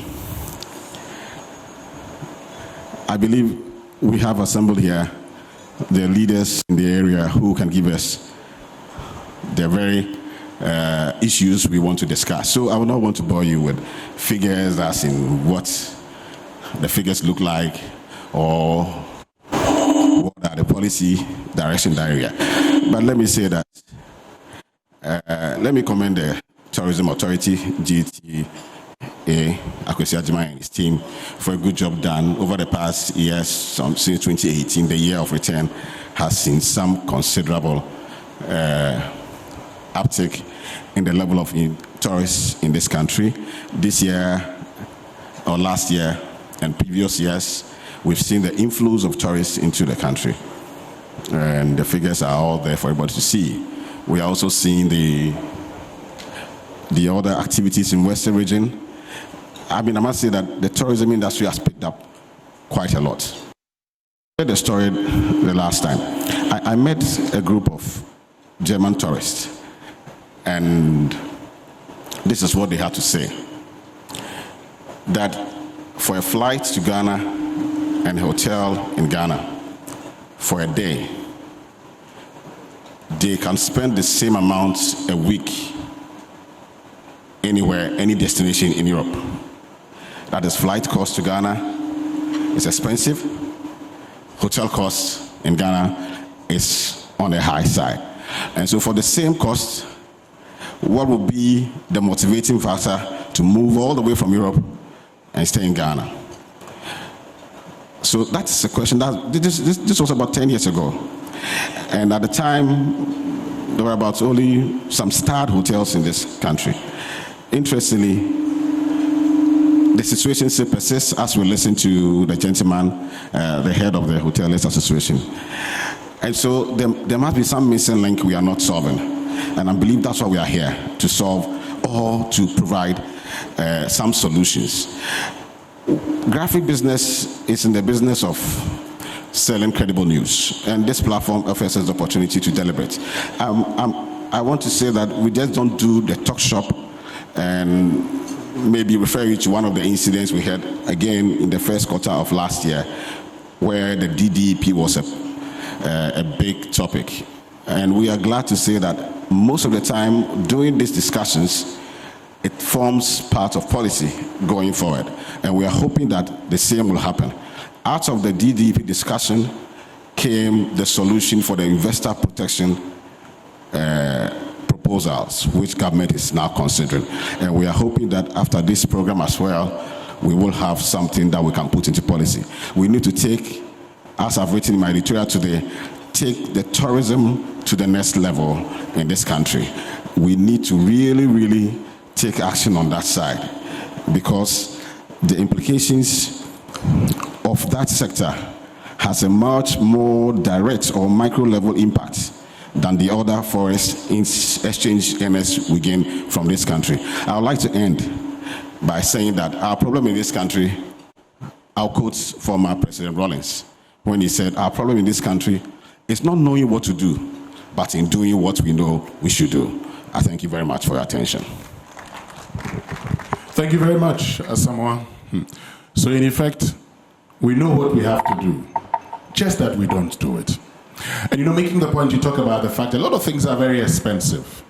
And for many people who, travel outside the country, they can even tell that when it comes to accommodation, if you compare that to what we have in Ghana, it's very expensive in Ghana. It's very, very expensive. So how do we ensure that when people come into this country, bearing in mind that when they come in here, they spend that foreign exchange that we so much desire, bearing in mind that if they get into this country, they're spending thousands of dollars in this country. How do we ensure that Ghana becomes that destination? And I started this morning by asking what our competitive advantage was. And I'm sure that when we get into the discussion, Mr. Kwesi Agyeman would address that for us. Because is it about the nice places? Are we talking, we don't have the safari experience like those in East Africa would have. Is it all about the slave castles? Where in this country? What is our tourism competitive advantage? Well, we'll have that discussion shortly, but we'll now take some brief remarks from the Managing Director of Graphic Communications Group, Mr. Atuafu. Let's welcome him with a round of applause.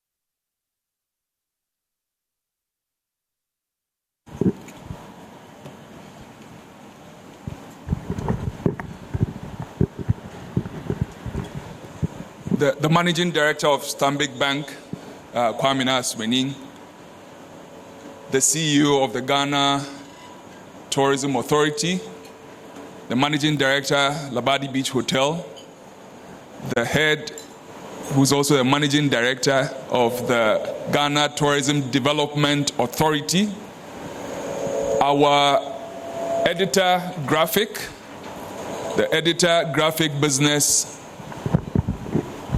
editor Mirror, executives of the Graphic Communications Group Limited, our distinguished guests, ladies and gentlemen, our audience member networks across all our channels, digital, radio, television. It is a pleasure to welcome you once again to a conversation that is dear to the hearts of many of us.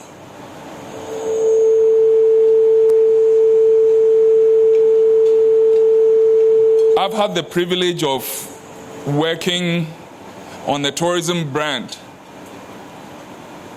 and propositions that link to the tourism industry, and I'm very passionate about it. First of all, let me make a note from a brand position, which I think we need to be making something out of. Ghana is the only place in the world where the meridian and the equator meet. I call it the center of planet Earth. As a destination, it's mid-distance for long-haul or long-distance travelers, and also nearby travel locations. It is a country where our flora and fauna, our natural rainforests, beaches that kiss forests, water bodies, forts and castles, as Winston was talking about from the era of the transatlantic trade and before, our foods and traditions, cultural crafts, give us endless opportunities to explore, brand, sell, market, and experience in the following categories, which I believe Akwesi again will be speaking to in better detail. So ecotourism, cultural tourism, historical tourism, pleasure tourism, conferencing, and business tourism. I believe that these opportunities would give us hope that when we pay attention to the building blocks and reimagine tourism in Ghana, and to focus and build consensus on a vision for consistent commitment to action, collaboration across sectors of experience and value creation. For example, the road infrastructure, safety of transportation, airport arrival, visa issuance, quality of accommodation facilities, competitive pricing to other long-haul destinations for visiting friends and relations who come in from the inbound side. And for those of us who are resident here, I will presume that we'll be getting to a place where we are better off. When these facilities are well maintained, electricity supply is consistent and uninterrupted. Our catering services are top grade. You can't tell people about food when the food experience is terrible. Safety and security, amongst others, are coordinated to a level where planning and implementation across the critical stakeholders and state ministries that would identify, curate, and strategically package and brand market the interlinked opportunities of access, accommodation, amenities, and attractions become fundamental and foundational elements in any experience that we want to create. So managers of this industry should be very minded about this and ensure that when we are attracting visitors, both local, and I would say local first before the foreigner, because the business will survive on the local day-to-day transactions that happen.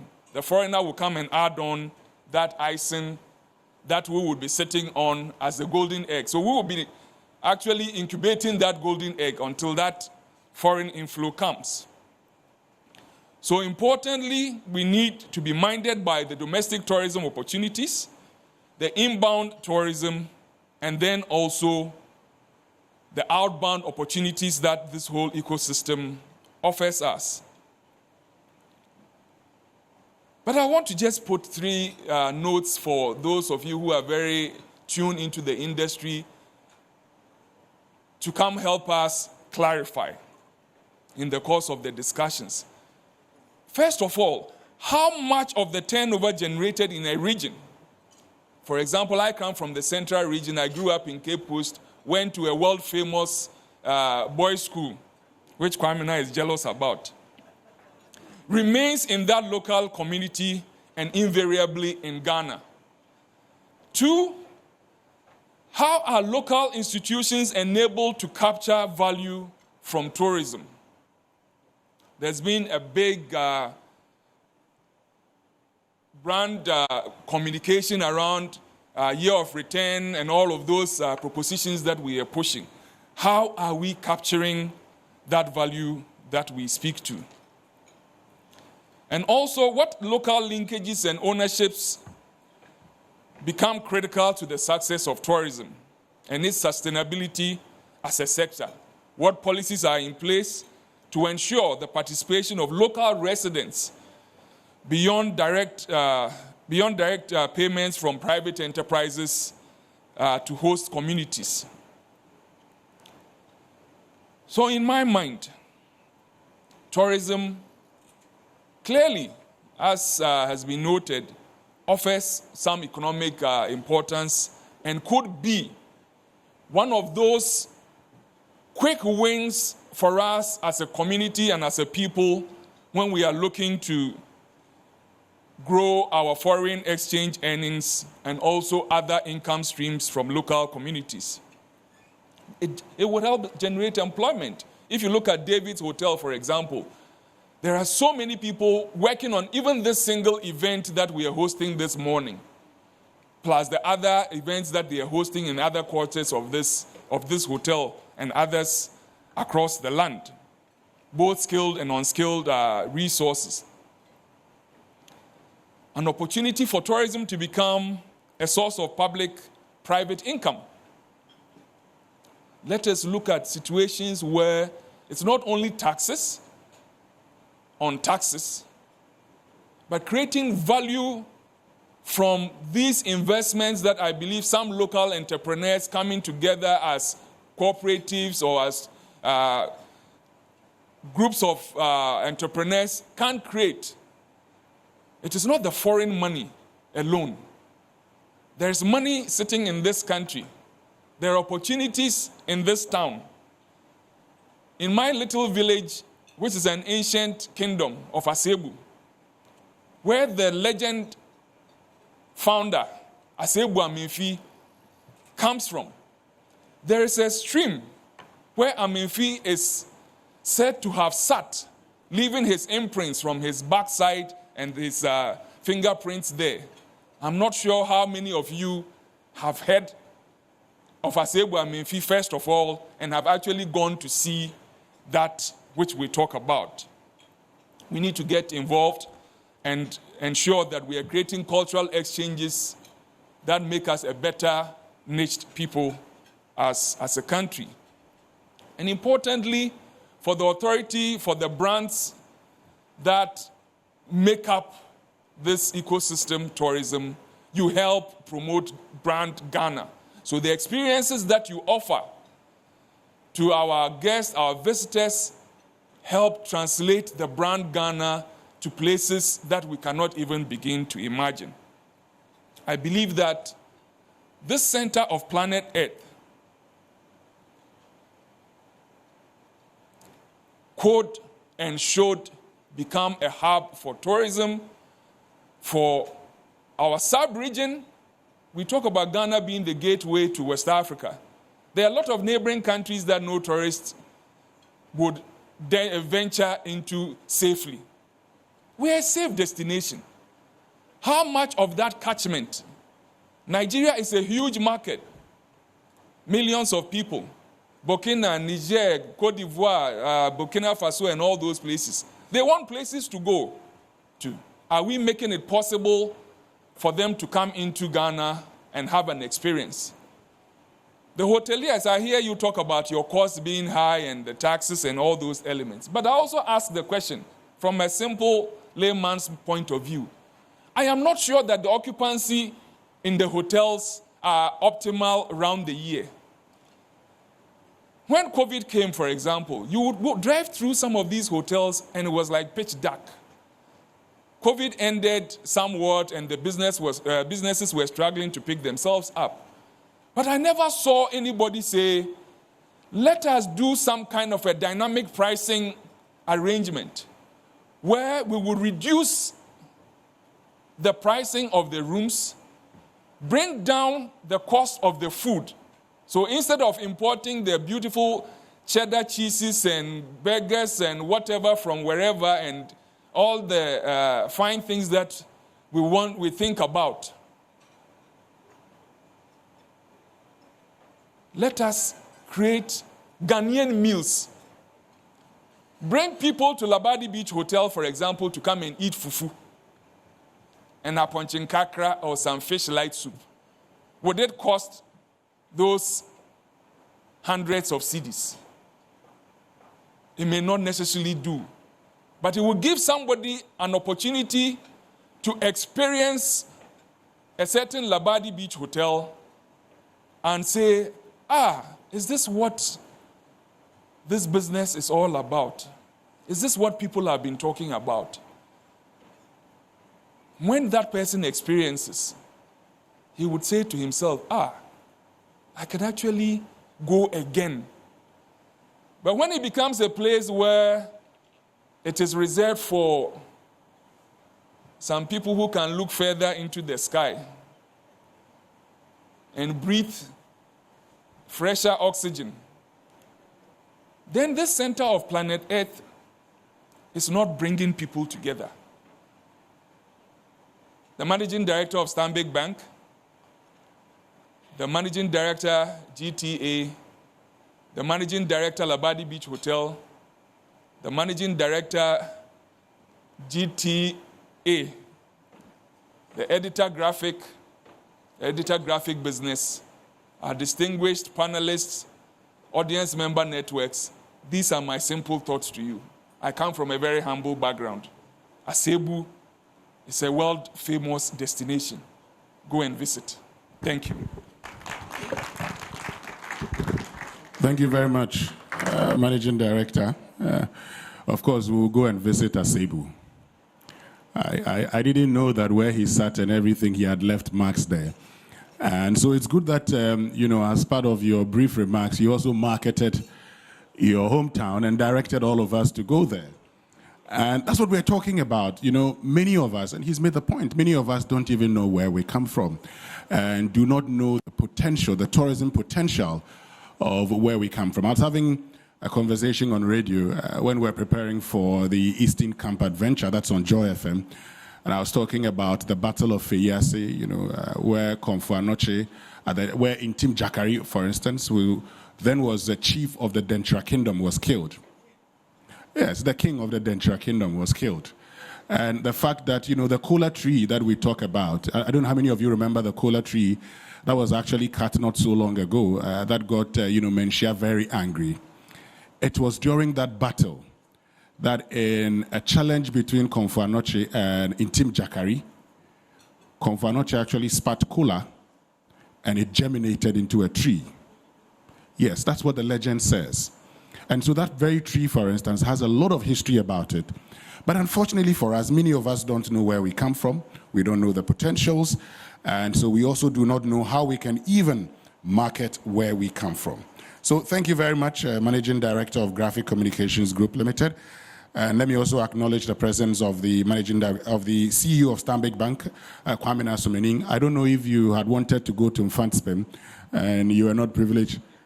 Okay, well, I'm told that you missed it. But whatever it is, we shall continue with the discussion. Thank you very, very much. And so let's introduce the panelists for the conversation. And I'll first introduce a tax partner at PwC Ghana, who's an experienced consultant with a demonstrated history of working in the accounting and tax industry. Let's welcome Abeku Jan Kwansa with a round of applause.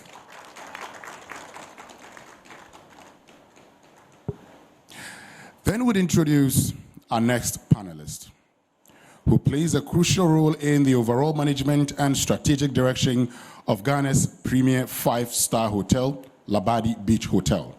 Throughout his career at Labadi Beach Hotel, he's held various key positions, showcasing his versatility and dedication to the operations of the hotel. Let's welcome David Edwafo, who is Managing Director of Labadi Beach Hotel.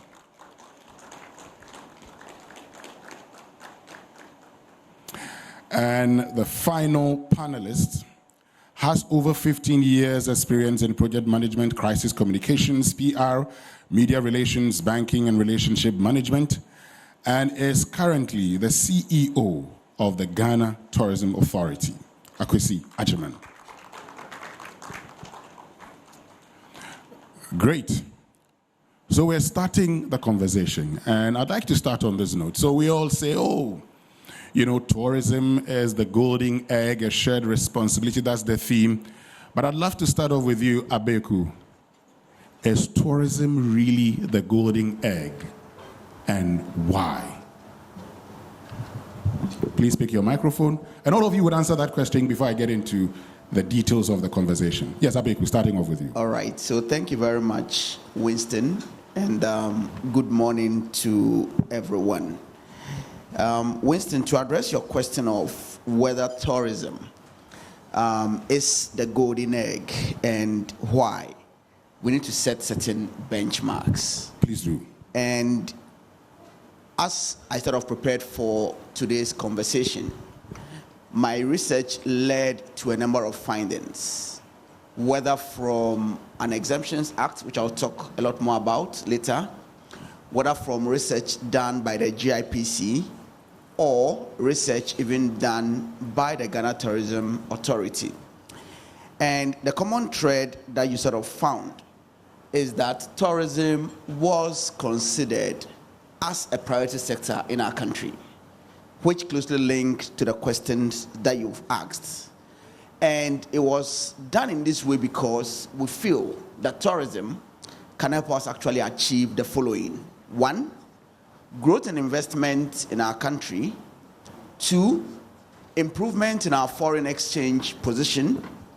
3, improvement in employment. 4, branding Ghana. And then lastly, it was also determined that apart from gold, cocoa, and oil, a GIPC research actually found out that tourism gives us foreign exchange as far as the rankings are concerned. So in response to your question, I would say that indeed tourism is one of, for now, the golden egg that we have in our country. Thank you very much. Thank you very much, Abeku. Let me get to you, Mr. Agyemang, since you are with the Tourism Authority. Why is it the golden egg? Thank you, and good morning to everybody.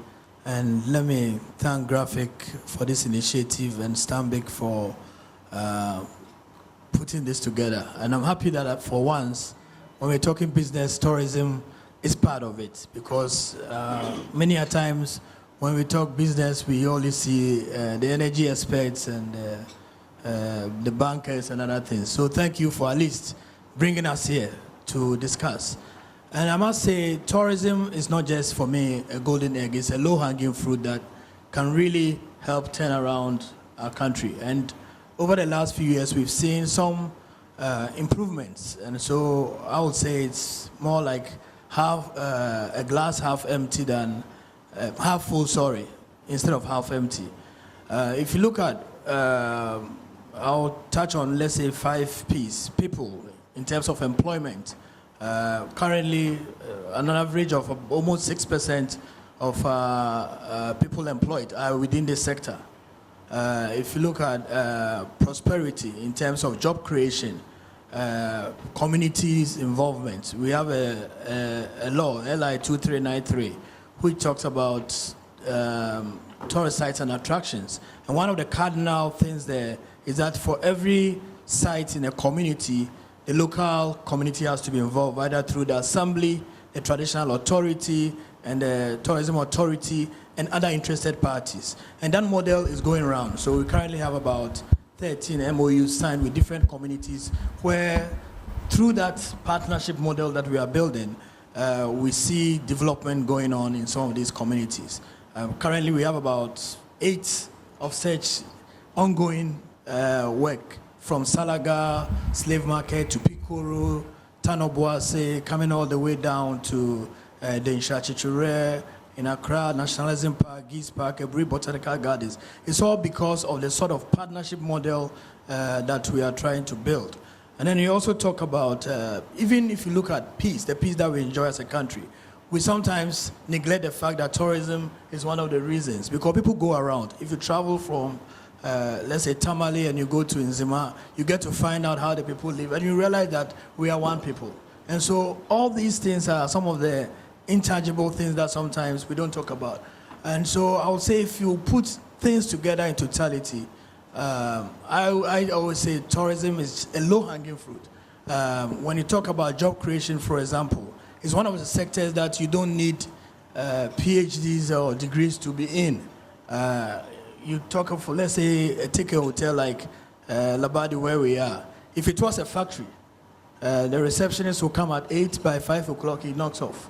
The same job, 3 people are doing it. Somebody comes in the morning, 2 o'clock he sips, and then somebody comes from 2 to 10, and somebody stays overnight. If you go to the restaurant, it's the same thing that is happening there. You have a 24-hour restaurant running. And so it's something that we need to understand in terms of when we talk of job creation. Tourism is something that can create jobs for the masses of our people who are out on the streets who are not employed. And that is what we are trying to do through our product development initiatives, working partnerships with hoteliers and other people who are making the right investments in the sector. Great. I mean, before I get to David, I mean, you've talked about the fact that it's a low-hanging fruit, half full, you say, an indication that, well, we're doing a few things right, currently contributing, but it could actually contribute more. How much is it contributing currently to the economy? And if we're to invest more into it, do the right things, how much can we get out of it? Okay, on an average, we're looking at somewhere, I mean, if you look at the numbers, and the numbers went down drastically during the COVID period. So I'll start from, let's say, 2016, 17, we had an average of about 800,000 people coming into the destination. And the average spend was around $2,000. You move into 2019, where we had about 1.1 million people visit the country. And the average spend was about $3,000. So that should give you about $3.3 billion coming into the country. And this is not money that is coming to the tourism authority. Money going to my friend here, David, money going to our tour operators who are here, money going to the car rentals, money going to the airlines, money going to tour guides, site guides. And so it goes round. That sort of money that comes to the country really, really goes round the country. And last year, so after COVID, we dropped to about 350,000 arrivals. And then we've been going back up. Last year, we did 1.1 million with an average spend of about $2,980. And so that should give you around $3 billion. But this is just data on arrivals. When we talk about tourism, we look at domestic tourism as well. And it's something that we are working with the Statistical Service to be able to really get the right data. So let's say somebody moves from here and goes to Kumasi to stay in a hotel. We will count the hotel occupancy, but we're not able to track what he spent his money on. Whether he took a VIP, he got to Aunaga Junction, decided to buy Kwan Kwan at the roadside, and we are not able to capture that. So we're working with the Statistical Service to really dive deeper into the data.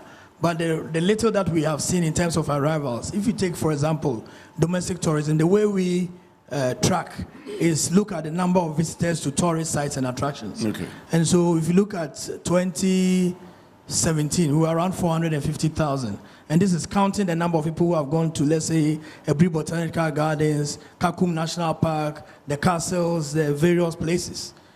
It moved to around 600,000 in 2019. But we then realized through COVID that we need to be very deliberate about domestic tourism. So we had this Experience Ghana, Share Ghana, trying to push See Ghana, Wear Ghana, Eat Ghana campaigns. And that shot the number up. 2 years ago, we had about 900,000 people visiting these sites. Last year, the number jumped to 1.4 million. And so we can see that, look, the consistent growth in these numbers is a result of some of the marketing initiatives and the partnerships that we've forged with hoteliers, with tour guides, tour operators, car rentals, and the rest of the industry. Great. Let me get to you, David. Thank you, Winston. I'm going to take it from the global perspective. Please do. To add some flesh to what my brother has said. Talking about tourism being or having a potential is more than a potential, because globally, if you take it from pre-COVID, there's been much improvement. Normally in our industry, we use 2019 as a benchmark. 2019 was a very good year for all industry players. However, we all saw what happened in 2020. Then comes 2023. It's moved to another level. We're looking at about $1.4 trillion in revenue for tourism alone, not adding up the other things that come with it. We're also looking at 1.3 billion arrivals globally. If you look at all this combined, it's about 88% growth on top of the pre-COVID era or pre-pandemic era. This shows the potential of the industry in our part of the world here. Africa grew 96% after COVID. That is something that we need to talk about. It shows the potential in Ghana as well, because we are part of Africa. When we talk about tourism, if you take the first 10 industries globally, tourism is within. It employs more people than you can think of. If you take every 10 employees or jobs, you have one being tourism globally. Add up the numbers, you're talking over 320 million people worldwide. So if I have to answer that question, all these statistics tells you that the potential in the industry is better than gold, better than oil, because it cuts across every field of life. Everybody benefits from tourism. If you come down to the value chain, you're talking transportation, you're talking hotels, apartments, what have you. The farmers, those in the food processing industry, almost everybody. If you come to Labadi, I have carpenters here, I have masons here, I have chefs here. As Akwesi said, you don't need to have a professor degree or whatever to work in the tourism industry. So it gives opportunity to everybody to benefit from. And the country benefits as a whole in terms of the revenue. The ripple effect of tourism revenue is massive. We have so many things we can do in this country. Agri-tourism is there. We can benefit from it. Domestic tourism, which we've been talking about, but we have not advanced it, is there to support. We have rural tourism. I love to go to the rural areas to just watch the greens, go out of Accra. Accra becomes sometimes, or the urban areas become so hard to live in. You go to the rural areas for the weekend. It's part of tourism. We go to South Africa or say Cape Town, we go to their wine farms. It's tourism. We can do same here. So it's so broad. And I'll repeat these words which have been overused. It's a low-hanging fruit. If we do it properly, deliberately, we have to be intentional about it. Then we can reap the results of what is written behind me here. Great. So I like all that you've said, and I like how you ended. You've talked about every sector. Years ago, I interviewed the CEO of the South African Tourism Authority, Sisa Nshona, and he said, mention every sector of the economy, and I'll tell you the tourism potential in that area. You mention education, he says, look, get the best schools in your area. People would come there. When they come, they'll spend. You talk about health, he says, get the best health facilities. He says, everything he sees tourism in there. So we all agree about the potential. We all agree that tourism indeed, like you say, is the low-hanging fruit. Now let me come back to you, Mr. Ajiman, since we're talking about tourism being the golden egg. When it comes to Ghana, what's our competitive advantage in tourism? I think we have several, I wouldn't say one competitive advantage. We have several competitive advantages. And it's something that has done well for us. I mean, whilst other countries talk about, let's say, we have safari, they would mention one thing that they have, but we have it all. I mean, God has blessed us with so many things in our tourism landscape. Like the MD of Graphics said, we are the center of the world. And so what that does for us is access. I mean, in terms of flight access, in terms of access to the destination. And so you realize that flights to most destinations is relatively shorter, whereas other countries don't have it the same. And so access is critical to tourism growth. We have almost 37 or so airlines flying into the country, some daily flights. And so people wanting to visit is not that difficult. So that gives us an advantage versus other countries who do not have the same level of access that we have. And so access is one of our advantages. When I talk about the various products that we have, talk about our culture. Cultural tourism, I think Ghana is one of the best destinations you can go. The various festivals that we have, the various, and it's unique. Either it's the Abuachi or the Afashe or the Kundum, or there's so many festivals, and these are things that drive both domestic and international arrivals into our country. You're talking about heritage and historical tourism. I mean, we are one of the destinations, probably the only one, that can count about 75% of all the various forts and castles that were built along the west coast of Africa. So for people who want to trace their roots, want to go back to where it all began, for them, their history, especially the African diaspora, Ghana is the place to go to. And we've added on, let's say, leisure tourism, I mean, the fun part of tourism. Now we created in 2019 what we call December in GH. And the numbers show. I mean, if you talk to the hoteliers, you talk to tour operators, the bulk of people are now coming around that time because they want to experience the leisure, the entertainment, the things that are happening within the destination. And we've also recently tried to position ourselves as the MICE hub for within the region. And so MICE is meetings, incentives, conferences, and exhibitions. And we see a deliberate effort to try and attract some of the big named events to come to Ghana. Mm-hmm. And so for me, I say our competitive advantage is that we can sell you a buffet. Others cannot. Great, and it's good you make this point, because I was having a conversation with the chairwoman of Land Tours, Mona Boyd, and she made a point. She says, Ghana's competitive advantage is its culture and values. That's what people want to come and see. They want to immerse themselves, not just coming to, say the Elmina Castle. Of course, the slave castles, people would want to see them. But she says, this is Ghana's competitive advantage, our culture, our values.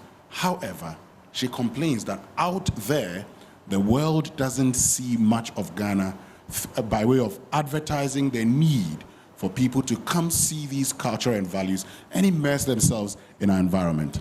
All right, so I think like I always say, the glass is always half full for us. It's not half empty. I mean, we've been very deliberate in our marketing. It's not an easy thing, marketing out there. If you take destinations like Rwanda, who are spending how much, 30 million pounds to brand the jerseys of teams, we don't have that kind of budget. And so we try to make do with the little that we have to go around. And so if you look at, there are three things that we do. We have international media partners that we work with. I think last year, for example, through the Ghana Tourism Development Project, we had a 6-month campaign on CNN and on Expedia. And so for those of you who were watching, we're very deliberate. Every morning you'll see an advert of Ghana on CNN. It costs money. That's about $500,000. That $500,000 probably can also fix, let's say, one of the sites that we have in Pikuru, or one of the sites that we have in, I mean, there are several communities that have written. Every day we get questions from parliamentarians. Gambaga SCAP, this, we want you to come and do that. So there's always, you do a cost-benefit analysis and say, how far can you go with the little that you have? Okay. And so we participate in fairs and exhibitions. Mm-hmm. That is one of the outlets that we do. We do road shows. We've had partnerships with, let's say, NAACP, which is one of the biggest civil rights, black civil rights organizations in the world.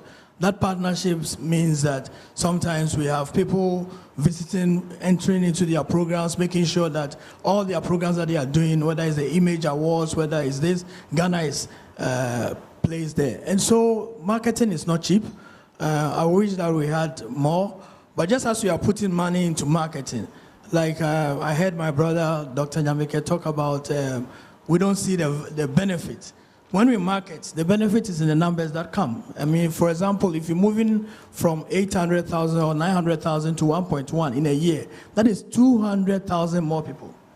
200,000 more people. That can fill the Accra Sports Stadium almost 4 times. Okay. So these are numbers. And these people, when they come, that money they don't get to the airport and there's a gate fee that they pay.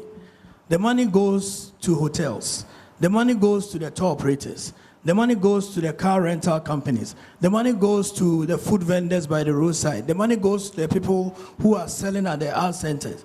And so, yes, there's more that we can do. I wouldn't say we shouldn't do more. But you can see clearly from the data that we have. And that's why we've been publishing this data, because sometimes we need to let the data speak. If you have numbers moving from 600,000 to 800,000 to 900,000 to 1.1 million, that is growth. And that growth is not God just being so good to Ghana. It's a deliberate attempt that we have made by marketing, going to road shows. For example, 2 years ago, last year, Howard University declared their whole academic year as a year of Ghana. It was a deliberate strategy that we deployed by going out there, meeting with them. And if Howard University, which is the largest HBCU in the United States, says, this is my year of Ghana, every spring break they have their students coming here. Every break they have their students coming here. I don't know which tour operator works with them, but I know that the people come here. Last week, for example, the Pro VC of Howard University, who incidentally is a Ghanaian, was here. Okay. Before I get to Abeku, you've made a very important point. You've talked about Rwanda, for instance, say paying $30 million.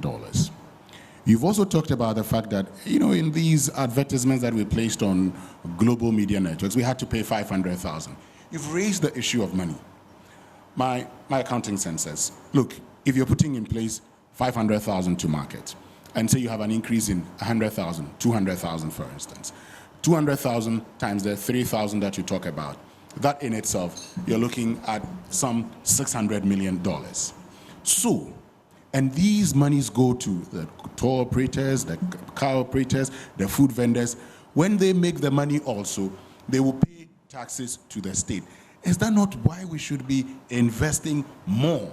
Noting that I agree with you. Actually bring us more. I agree with you in terms of investment and making sure that, and that's the argument that we make all the time, myself, my brother here, Kojentri. We've always said that, look, let's pump more money into tourism. but I'm not the exchequer, I'm not the Minister of Finance. So we always make that argument. And they will also tell you there are other competing needs. So a lot of people talk about the Tourism Development Fund. And I just want to break it down, the numbers. I mean, I like numbers. Tourism Development Fund, for example, in 2017, the average collection was about 700,000 cedis a month. So multiply that by 12. 8 million cedis. What can 8 million cedis do? Because if you take one fair that we attend, for example, one of the biggest fairs that we attend is the WTM in London, which most of our operators go with us. The space alone is about £50,000. So £50,000 multiplied by the number, whether it's 14 or 15, I don't know the rates now. That takes the bulk of your money. That doesn't even include the stand. This is the space. For example, in April, we are going to Sea Trade, the Sea Trade Global. This is the first time we are taking a stand here. Why are we doing that? Because we realize that cruise ships have started docking in here. 3 years ago, we went to the Sea Trade. We went engaged with them. My deputy, Eko Samson, has been going. And they said, look, take a stand and let's engage. Some of the tour operators here can tell you, they are working at the ports. Takoradi, Tema ports have seen a consistent growth on cruise ships docking at these ports. Last year, we had about 10,000 passengers drop off these ports. If you go to Takoradi and they drop off, mostly it's a day trip. They will go to either Bisabrewa, which is a privately owned museum, or they will go to one of the shops. They will go and eat local food. And that is economic activity within that region. Okay. So it's not money that we have as a tourism fund. The tourism fund currently, on an average, it's about $1.5 million a year that we collect. That is what we do, all this marketing that we're doing, and listed about 8 projects. That is money that has to fix all these places, because when we talk about, for example, heritage tourism, we want to have a situation when we are doing Panafest and emancipation, people go around the country. Because when we talk about slave trade, it's not just the castle. The castle was a transit point. Places where people were really taken. If you go to Salaga, there's a slave market there. And it's been left to the wedders. And so we have to invest in that. That costs money. That comes from the Tourism Development Fund. If you go to Picoro, where people were captured and put there for months, that is something that has to be fixed. And the Tourism Development Fund will fix that. But we're talking about a global fund that probably has to come from central government. I've been in the Tourism Authority for this 7+ years. We've never gotten capital expenditure from the government, central government. You don't? You have never gotten? No, because they say that there is a tourism development fund. And so we are looking at ways that we can grow this fund. We can looking at ways that, for example, the World Bank project that came to Ghana, if you look at the work that has been done at the Kwame Nkrumah Memorial Park, that cost about $3.5 million. That's not money that we as GTA could have funded. It came from central government through the Ghana Tourism Development Project. But then go there and see the numbers. 2019, which was a peak period, 98,000 people visited the Kwame Nkrumah Park the whole year. 6 months after opening, we have about almost 300,000 people, 280. So when people talk about some of these things, I like it to be backed by figures. Because sometimes as Ghanaians, we say, oh, we can do better, but we are doing good. Exactly, but you've actually backed... The numbers are there. Let's look at the numbers. But, you've actually backed their argument by figures. You've actually shown that if we were to invest more, we will get more. Yes, so I'm with you on that. Exactly. And that's what I've been let me get to Abeku on this. I mean, a bit about the investment and also about the financial regime within which they operate, for instance, how it can be improved to enhance tourism. All right, so thank you very much, Winston. And just to make sure that I also get our audience prepared to get involved in the conversation on investment. And I'm going to pick this from the tax dimension. Sure. When we talk about investment, we need to broadly look at 2 main areas. One, which establishments are within the scope of tourism? And then 2, which activities are within the scope of tourism?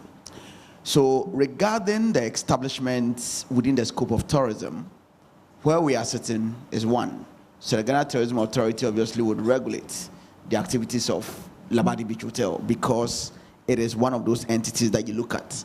Where we go and eat, the woman by the roadside selling wachi, she's part of it. The spas that we go to, the golf courses that we go to, all fall within the scope of tourism. The natural question that then follows in terms of investment, which I said I would pick from the state's perspective, is that the states over time have tried as much as possible to support tourism through some tax initiatives. And I believe some of the conversations that we need to have today is whether the state should do more, whether the state has done enough, whether the state should focus its attention on somewhere else. Because the conversation that we have on this platform is that this is a conversation that should lead to certain changes. Exactly. Going all the way back, and part of the research that we did, proud to join in this platform, and going all the way back 30 years, as far back as 1994, what we sort of found out was that the states, by way of investing in tourism, had a law to promote tourism. That included granting persons that brought in certain items into Ghana to bring in the things without the payment of duties in certain instances, in some instances even without the payment of VAT. And then there were some juicy income tax concessions that were given to, say, hotels, given to guest houses, amongst others. So over time, the state actually has been doing quite some investment. The question that we need to ask is that to what extent are these investments actually yielding the intended benefits? And if they are not yielding the intended benefits, should we begin Are changing? they yielding the intended benefits? One would say yes, they are, because as I said, we went all the way 30 years back. There have been custom duty concessions. There have been some VAT concessions, amongst others. But some of the things that we sort of noted is that in recent times, what the state has actually done is to sort of treat tourism as a leisure activity. Meaning that if you engage in some tourist-related stuff, the belief is that you've made money and therefore you need to contribute a lot more to taxes. So for instance, if I run my business and I take out my employees to go and entertain them in certain places, say in a hotel, I run the risk that when the income tax man comes, he's actually going to disallow that expense. If I decide to bring them to a hotel to come and eat, and the VAT man comes, he's actually going to deny those expenses. So hold on a minute, let's get the understanding clearly.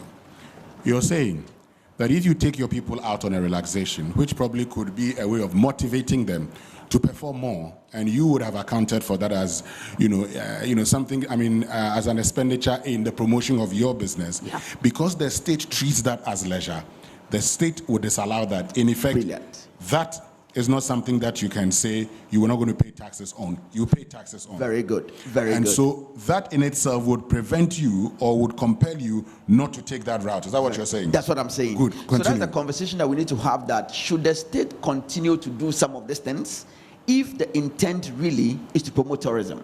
If we go all the way back to 2002, before 2002, you could actually go to a hotel and not pay VAT. From 2002, we realized that there was the need to impose VAT on hoteling. So we've been doing that right from 2002 to today, obviously to tomorrow. At a point in 2014, we know very well that domestic airlines should also promote tourism. We now decided to impose VAT on domestic airlines. At a point, there were so many shouts, we withdrew it. Now it's once again been introduced. I've talked about the issue of spa. I've talked about the issue of entertainment. So I believe on this platform, some of the conversations that we need to have is that, is it a case that the state feels that going back into the 19th, whatever, I have been giving this sector so much tax concessions, but the sector is not yielding what I want it to do, and therefore going forward, I want to decide to impose a lot more taxes. Those are the conversations that I believe that we need to be having on this platform. Exactly, we would have that conversation. And now that you've introduced, I was going to get to that conversation because it's something that we should look at.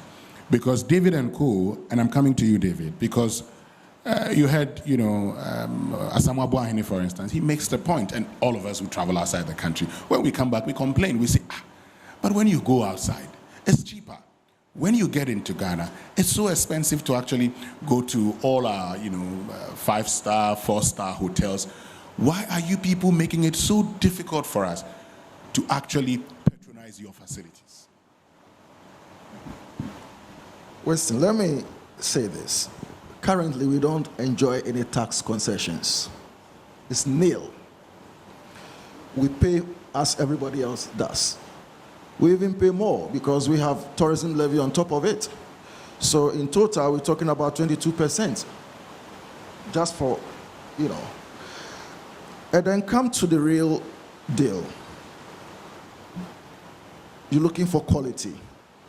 You're looking to satisfy your international customers. You're promoting Ghana. You want to showcase the best. It's so difficult to get that quality here in Ghana. Let me just talk about Labadi Beach Hotel. Please do. Our meat that we use for our food products, we have to import from South Africa. You can't get the right quality here in Ghana. And even the quantities you are looking for, you will not be able to get consistent supply. So you have to import. And guess how much we pay on import duties? It's massive. Tell me. Well, I'm sure the taxman here knows, but it's way over 60%. I may be charitable here, but when it comes to beef, you're paying about 78% on top. Other products, about 56%. That is everything put together. Your freight charges, your duties at the port, clearing and everything. You bring it here. You pay high electricity bills on top of that, water bills. So you put all these things together and you ask yourself, how much am I going to sell this to make a small margin on it to at least pay my salaries? Because it's not cheap also for labor in Ghana. It's not cheap. The reason being that they also have to face the difficulties, transport fares and everything. So it's a cumulative effect. And everything has to be put on top of the pricing, and the consumer will have to bear it.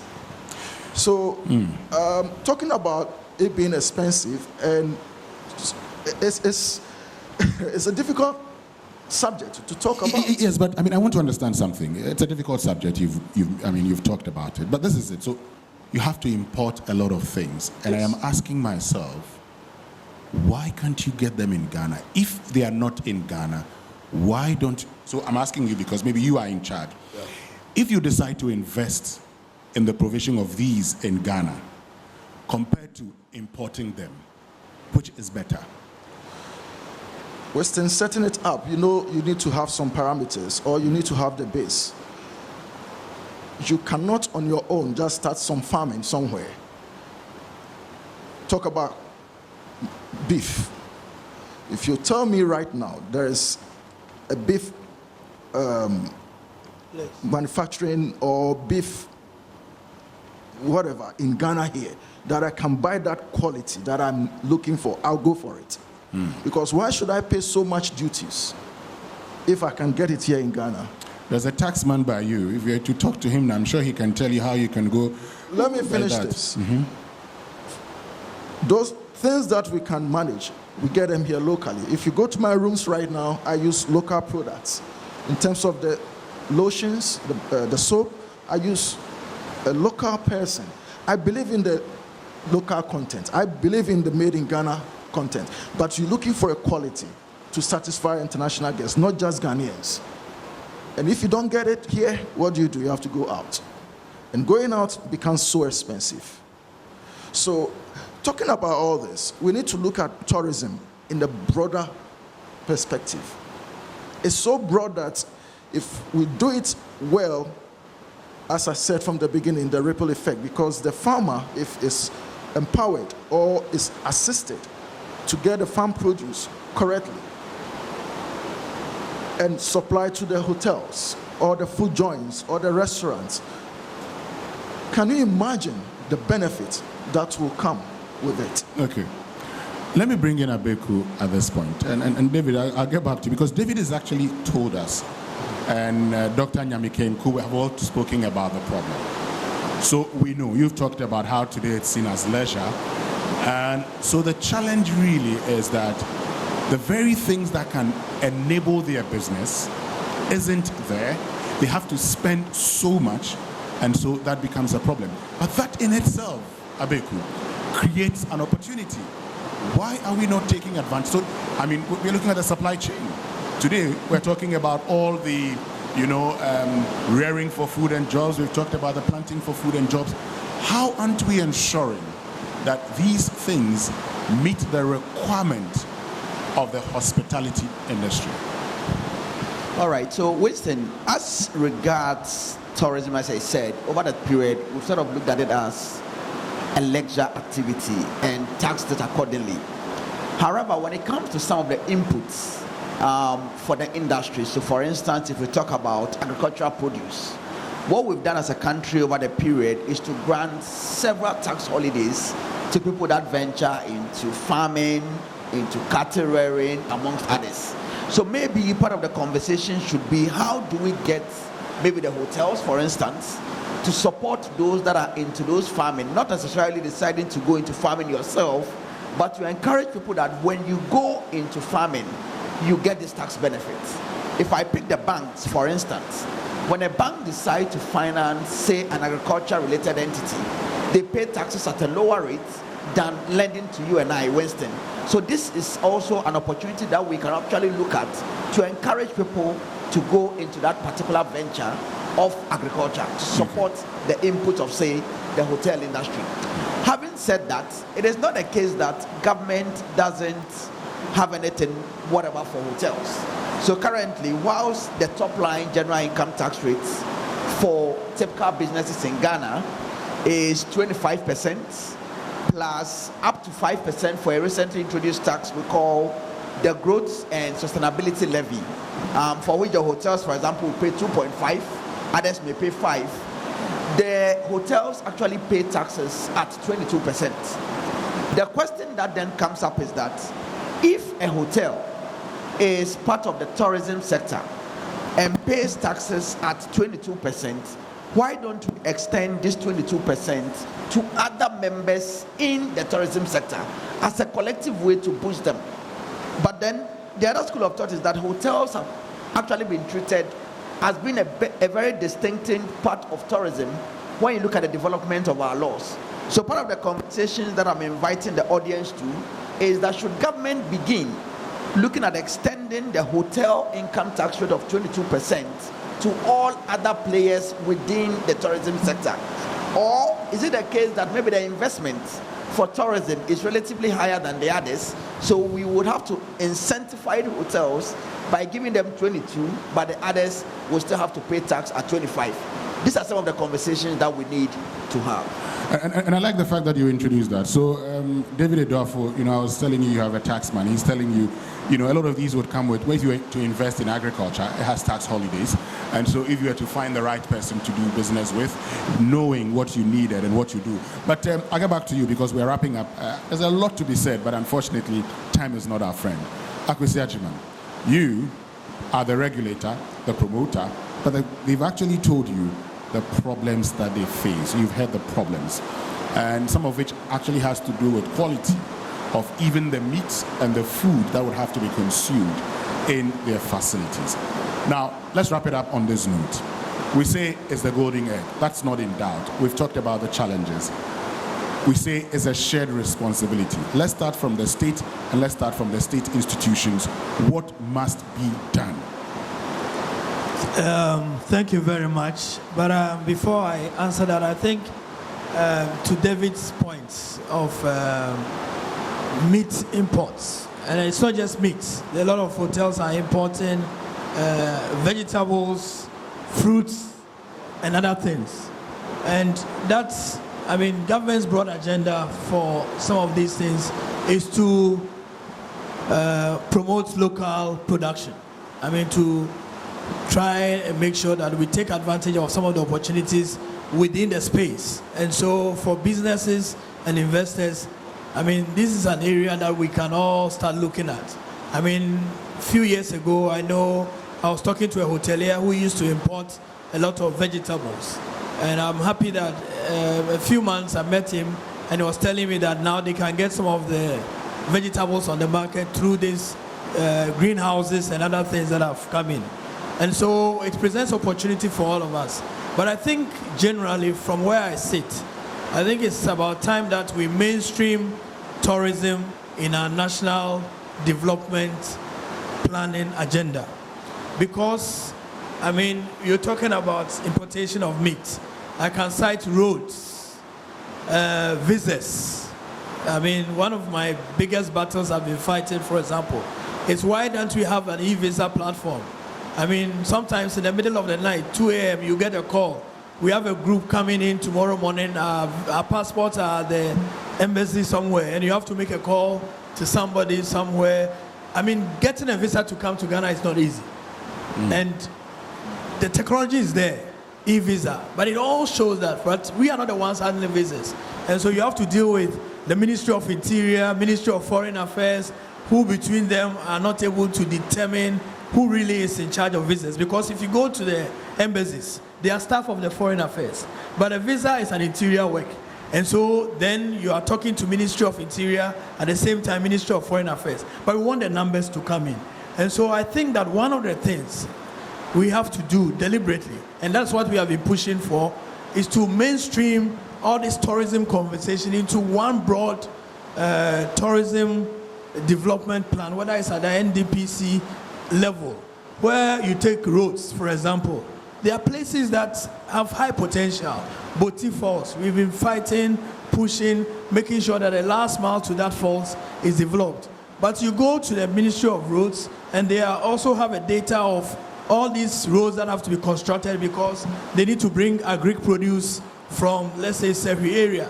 So that has to be, it's not at a level where the tourism authority or the tourism development company can fix the roads. You're talking about visas, you're talking about roads, you're talking about even health facilities. Because we are pushing Ghana as a medical tourism facility. But where are the facilities that we have? And how do we integrate in our selling, in our marketing? And so many things that we have to do. Training. We talk about customer service. Everybody says, oh, Ghana, the people are nice, but customer service leaves much to be desired.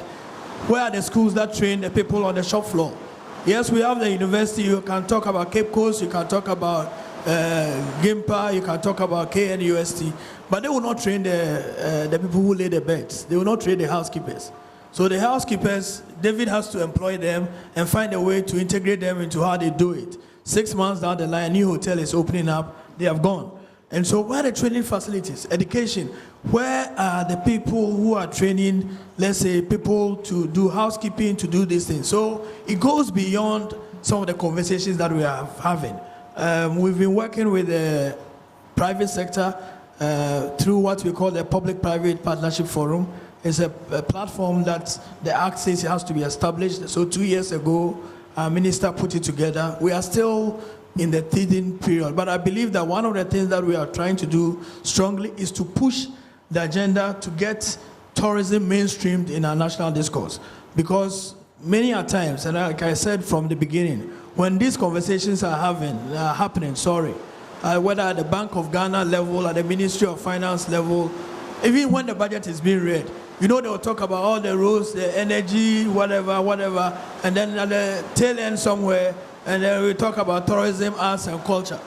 It should come to the top. We have to be there where these conversations are happening because we are the ones who are creating the jobs. Even in this room, this event, look at the event vendors who are here, the food that we are eating, the farmers who are getting, the transportation that we brought in here, the people who do the decor. If I start adding up all the entire value chain, you see that this really is a sector that every government has to pay attention to. Yes, this government has paid a lot of attention through the year of return, December in GH, some of the tourist sites that have been developed, the attractions like Kwame Nkrumah Park, the nationalizing park that we are doing. But I think that we have to move to the next level. We need to be bolder than we are, commit ourselves that, I mean, it's not going to happen overnight. maybe we give ourselves a 5 to 10 year horizon that tourism is going to be our number one thing. So where are the routes? We have mapped out last year, for example, the Minister of Roads says every year they are going to give us 50 kilometers of routes. We send a list of high priority routes for the sector. Some of them, yes, they've done some work on it. I mean, for example, 2 years ago, Kakum was a major issue. It's been fixed. But there are many more. I mean, I travel around the country, and sometimes you go to a place and it's like, wow, we have this thing here. But you look at the bombs and the things you went through to get to this site. Nobody will do that. Okay. Yeah. David, let me get to you because we need to, we have just less than 30 minutes to go. So, as industry players, what is your responsibility? Right. Very simple. Our responsibility is to ensure that when the tourists come in, we take care of them. Taking care of them meaning training-wise, making sure they get the right quality. And here, I have to digress. When it comes to service in the tourism industry, yes, Ghanaians generally, we are hospitable, but we lose sight of some technical things in terms of customer service. We always think that we are doing the customer a service. Over there, it doesn't work like that. So when they come here and we treat them in that way, it affects tourism. So I want to use this platform to say that we need to look at our customer service critically. It's key to bringing in that needed or to making our destination a tourist attraction. And also, not just the hotels or the tourists, the players in the industry, but the country in general. Because when the tourists come in, they don't just come to the hotels or the restaurants. There are other people that they see. For instance, we talk about beach tourism. We have the most wonderful beaches in this on this planet. But sadly, our beaches are used for other things rather than the benefits that we can derive from tourism or the beaches, the filth. So as a country, if we can address the filth issue where the beaches become the safest place for our filth, we are doing it the other way. It's wrong. We need to pay attention to our beaches because it's a potential and it's a place that we can make money in this country. And to sum it all, tourism is one area that will never go away because human beings generally, we want to move around. We are not made to be in one place or one destination. I mean, if you even go to the good book, you talk about Exodus and all those things. When COVID hit, we all saw the negative effect where we cannot stay in our rooms. We need to move around. Business tourism. Ghana, we can make money from business tourism. That is where the hotels also will benefit more. If you have convention centers, top-class convention centers, they will come because Ghana is a peaceful destination. It's a place where everybody wants to come. As my namesake, Atu said, it's the center of the world. Okay. If it's the center of the world, everybody wants to see that center of the world. But if we don't have the right infrastructure to bring in that business, how are we going to benefit from being the center of the world or a terrorist destination? Abeku, you have the final word. How must players within the financial sector, how must government itself use taxation to encourage tourism? All right, so maybe let me start with the financial sector. Please so I did say that the banks currently are given an opportunity to pay income tax at a lower rate if they lend to the leasing and to the agricultural sector. Can we have a conversation to add the tourism sector? To say if the banks lends to the tourism sector, just as a 20% corporate income tax applies for agric and leasing, we're going to do the same thing for banks. On the side of government, our view is that the tourism sector cannot be insulated from the rest of the economy. So I just gave an example that the way you design your tax system would influence whether I'm even going to give my employees recreational activities or not, if I'm focusing on the tax implications. So the first recommendation, obviously, to government is that our tax rates have become overly complicated. So to explain, if I am appointed as a withholding VAT agent and I deal with Atos Labadi Beach, potentially up to 14.5% of the payment I need to make to him, I need to withhold that and remit to the government of Ghana. And that is coming from two sources. The first is the usual withholding tax that we have at 7.5. And the second is because I have been appointed specifically as a withholding tax agent, I need to withhold. In addition to that complexity, our VAT has become avoidably complicated. Why should I care whether I am charging COVID levy? Why should I care whether I'm charging health? Why should I care whether I'm charging a health levy? Why can't everything be bombed into one and then you go at the back end as government to allocate the things? Because in any case, in 2017, we decided to pass a law known as an earmarking act, which basically says that even though I am collecting 100 from health, actually I cap it to 17.5 in terms of what I disburse to those earmark funds. So government is already not giving everything to certain designated funds. Why do you burden businesses? Tourism levy. Why should the tourism authority that does not have sufficient funds spend time auditing tourism levy? Why can't that be added to the work of the GRA? Because the GRA goes out in any case to vet invoices. So why must I employ people to go out there when I'm not getting enough from the tourism levy to be spending money paying people to be auditing that? But of course, there are certain things that we can do. So someone will say that dig the ground, let somebody cover, you create employment. If that is what we want to do, then yes, that is what we want to do. But if we are keen on efficiency, obviously that is not the way to go. To add a few things, obviously, that I would like to add is the issue around dispute resolution. Okay. Wait till you get an issue with the tax authority and you would understand the pains that you have to deal with that. If you look at the Tourism Act, for instance, if I have an issue with Akwesi Agyeman, there is a panel committee provided by law to deal with the issues. In the case of Ghana, proud to hopefully recently when things may work, if I have an issue with the revenue, the first point of call is the High Court. We've seen what the Chief Justice has done recently to deal with a lot of the back cases. So my issues obviously are not going to be dealt now. And the last point obviously I would like to make is that let's not just focus on Ghana, and that's why I like your question around competitive advantage. So the issue is that whenever we design all these tax policies, let's recognize that our world has become a lot more globalized. Something happens in Ivory Coast and I cannot get connectivity in Ghana just because we've become a global world. So we must also look at tourism as a competitive tool within the whole scheme of things. And for those who may be following international tax conversations, we've realized that the tax design that we currently have does not fairly allocate taxing rights. And therefore, we are changing all these things. And as a result of this, I am not really a proponent for using income tax as a way to incentivize businesses. The reason is that what you fail to tax, because of the development now in the tax regime, another country is actually going to pick it up. So can we rather focus on an investment motivating kind of tax?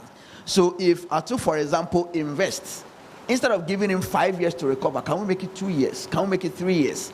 Rather than putting it in corporate tax for another country to take that tax from Ghana because we failed to tax. Thank you very much, Winston. Thank you very, very much. Let's give them all a round of applause. Abeku Jan Kwanzaa, to you, David Edwafo, and to you, Akwesi Agyeman. In fact, there's a lot to be said. I'm sure subsequently the graphic business and Stanbic Bank team would consider doing a part 2 of this because there's a lot to be said about this.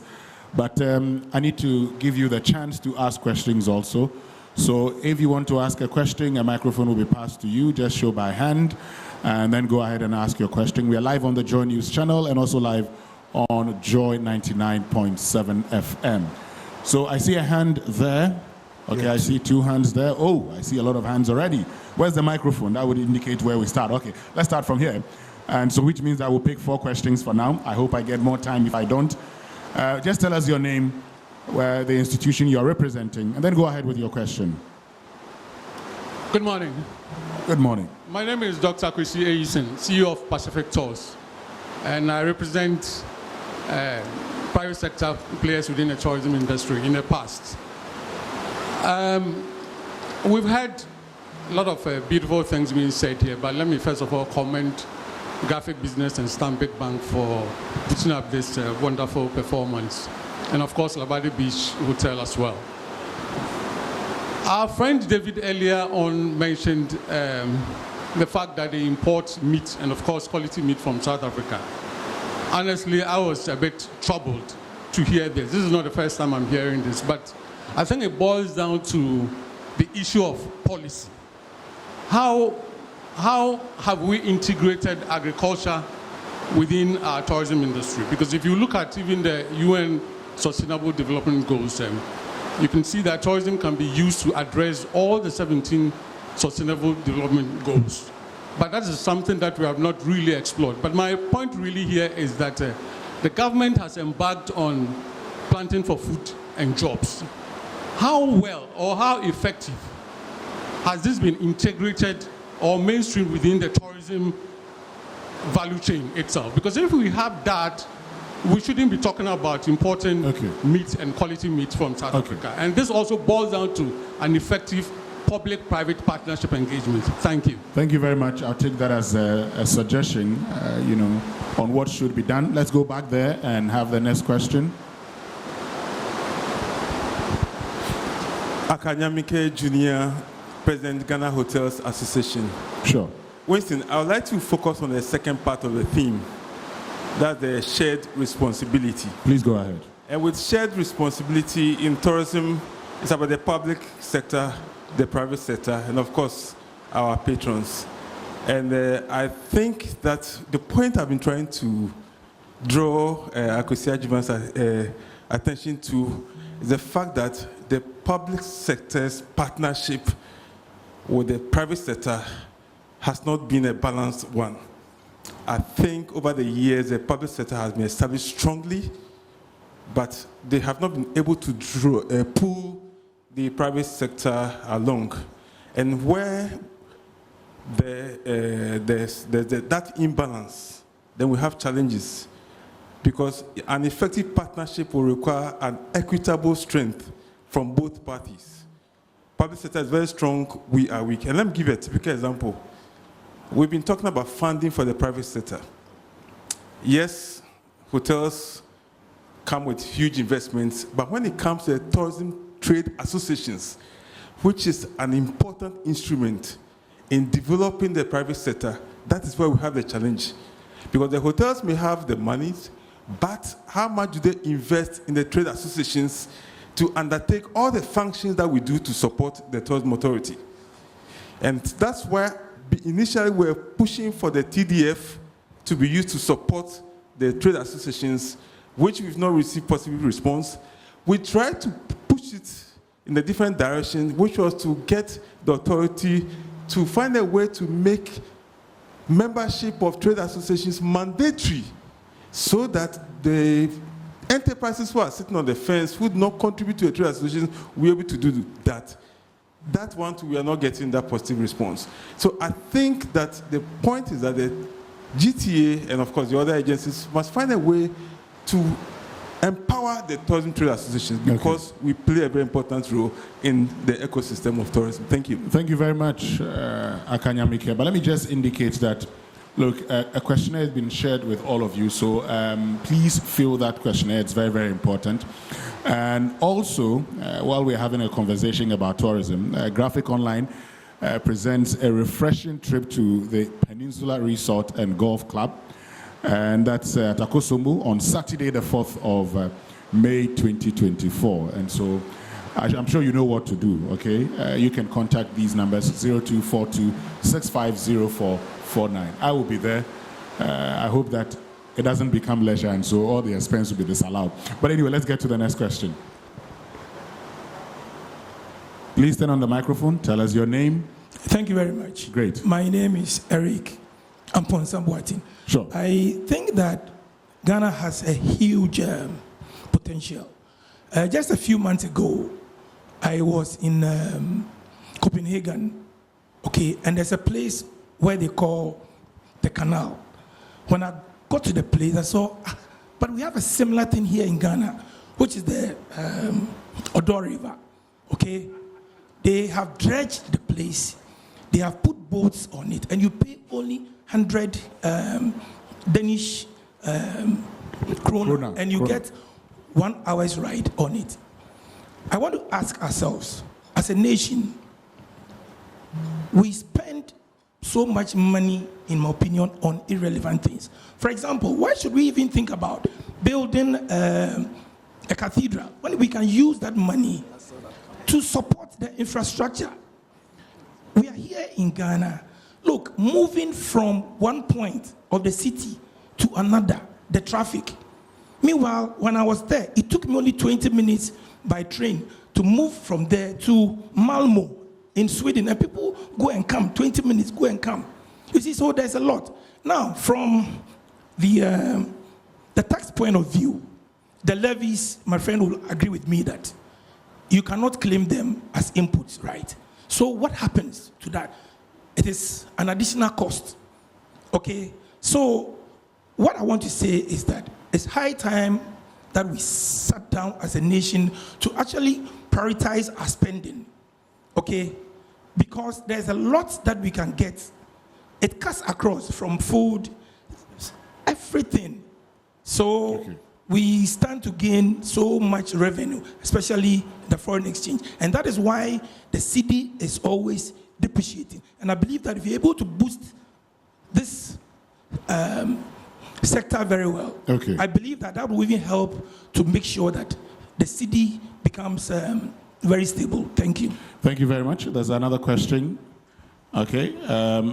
Who else wanted to ask a question? Then let's, come here, and then we move to this table. Please, yes, please go ahead. Thank you very much. My name is Nana Jaman. I represent a company called Soul Travels. My question is in two parts. One to Mr. Kwesi Agyeman. I want to find out, how are the various agencies and institutions working together or collaborating with each other to promote tourism in the country? From where I sit, I see a lot of, in fact, you're doing a lot in your authority, but I see a lot of different agencies operating in silos. So you don't see a collaboration with the various agencies in trying to promote tourism. Ever since South Africa opened their borders to Ghanaians, you see a deliberate effort from the embassy hosting soirees, inviting our media people, our influencers, our musicians, and then selling South Africa to them. Let's get to the next question because of time. Okay. So then I'll come to how we're using technology, especially to also boost our tourism. The advent of technology is helping other countries to do a lot of these things, but I don't see how we're doing it. So how do we? Thank you very much. Let's bring the microphone to the first table.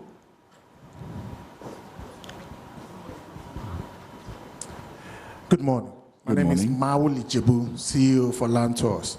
My question is very simple. What is there a national, this is Mr. Agyeman, what is the status of establishing that practical training school for the industry, where we train tour guides, where we train people to make beds, the practical part of it? Where are we now? What is the plan? What is the update? Thank you. Thank you very much, Mali. So, final question.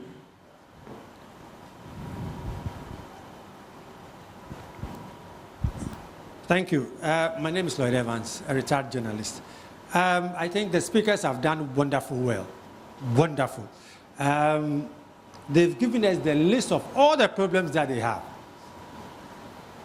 Not only that, they've gone ahead to profess the solutions.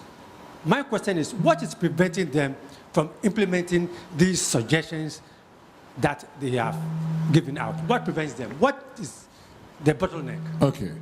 Thank you very much, Lloyd Evans. But I don't know whether journalists retire. That's on a light note. So let's get to the panelists, and I'll give you 2 minutes each. Our time is up. So, no, 1 minute each. Akwesi Agyeman would have 3 minutes because practically all the questions are directed to him. So let me start off with you, Abeku. Finally, you've listened to the comments. What would you say? Well, I think the suggestions are good, especially on the issue around implementation. So maybe the authority could actually lead the path to ensure that part of these conversations and the suggestions that have come up are looked at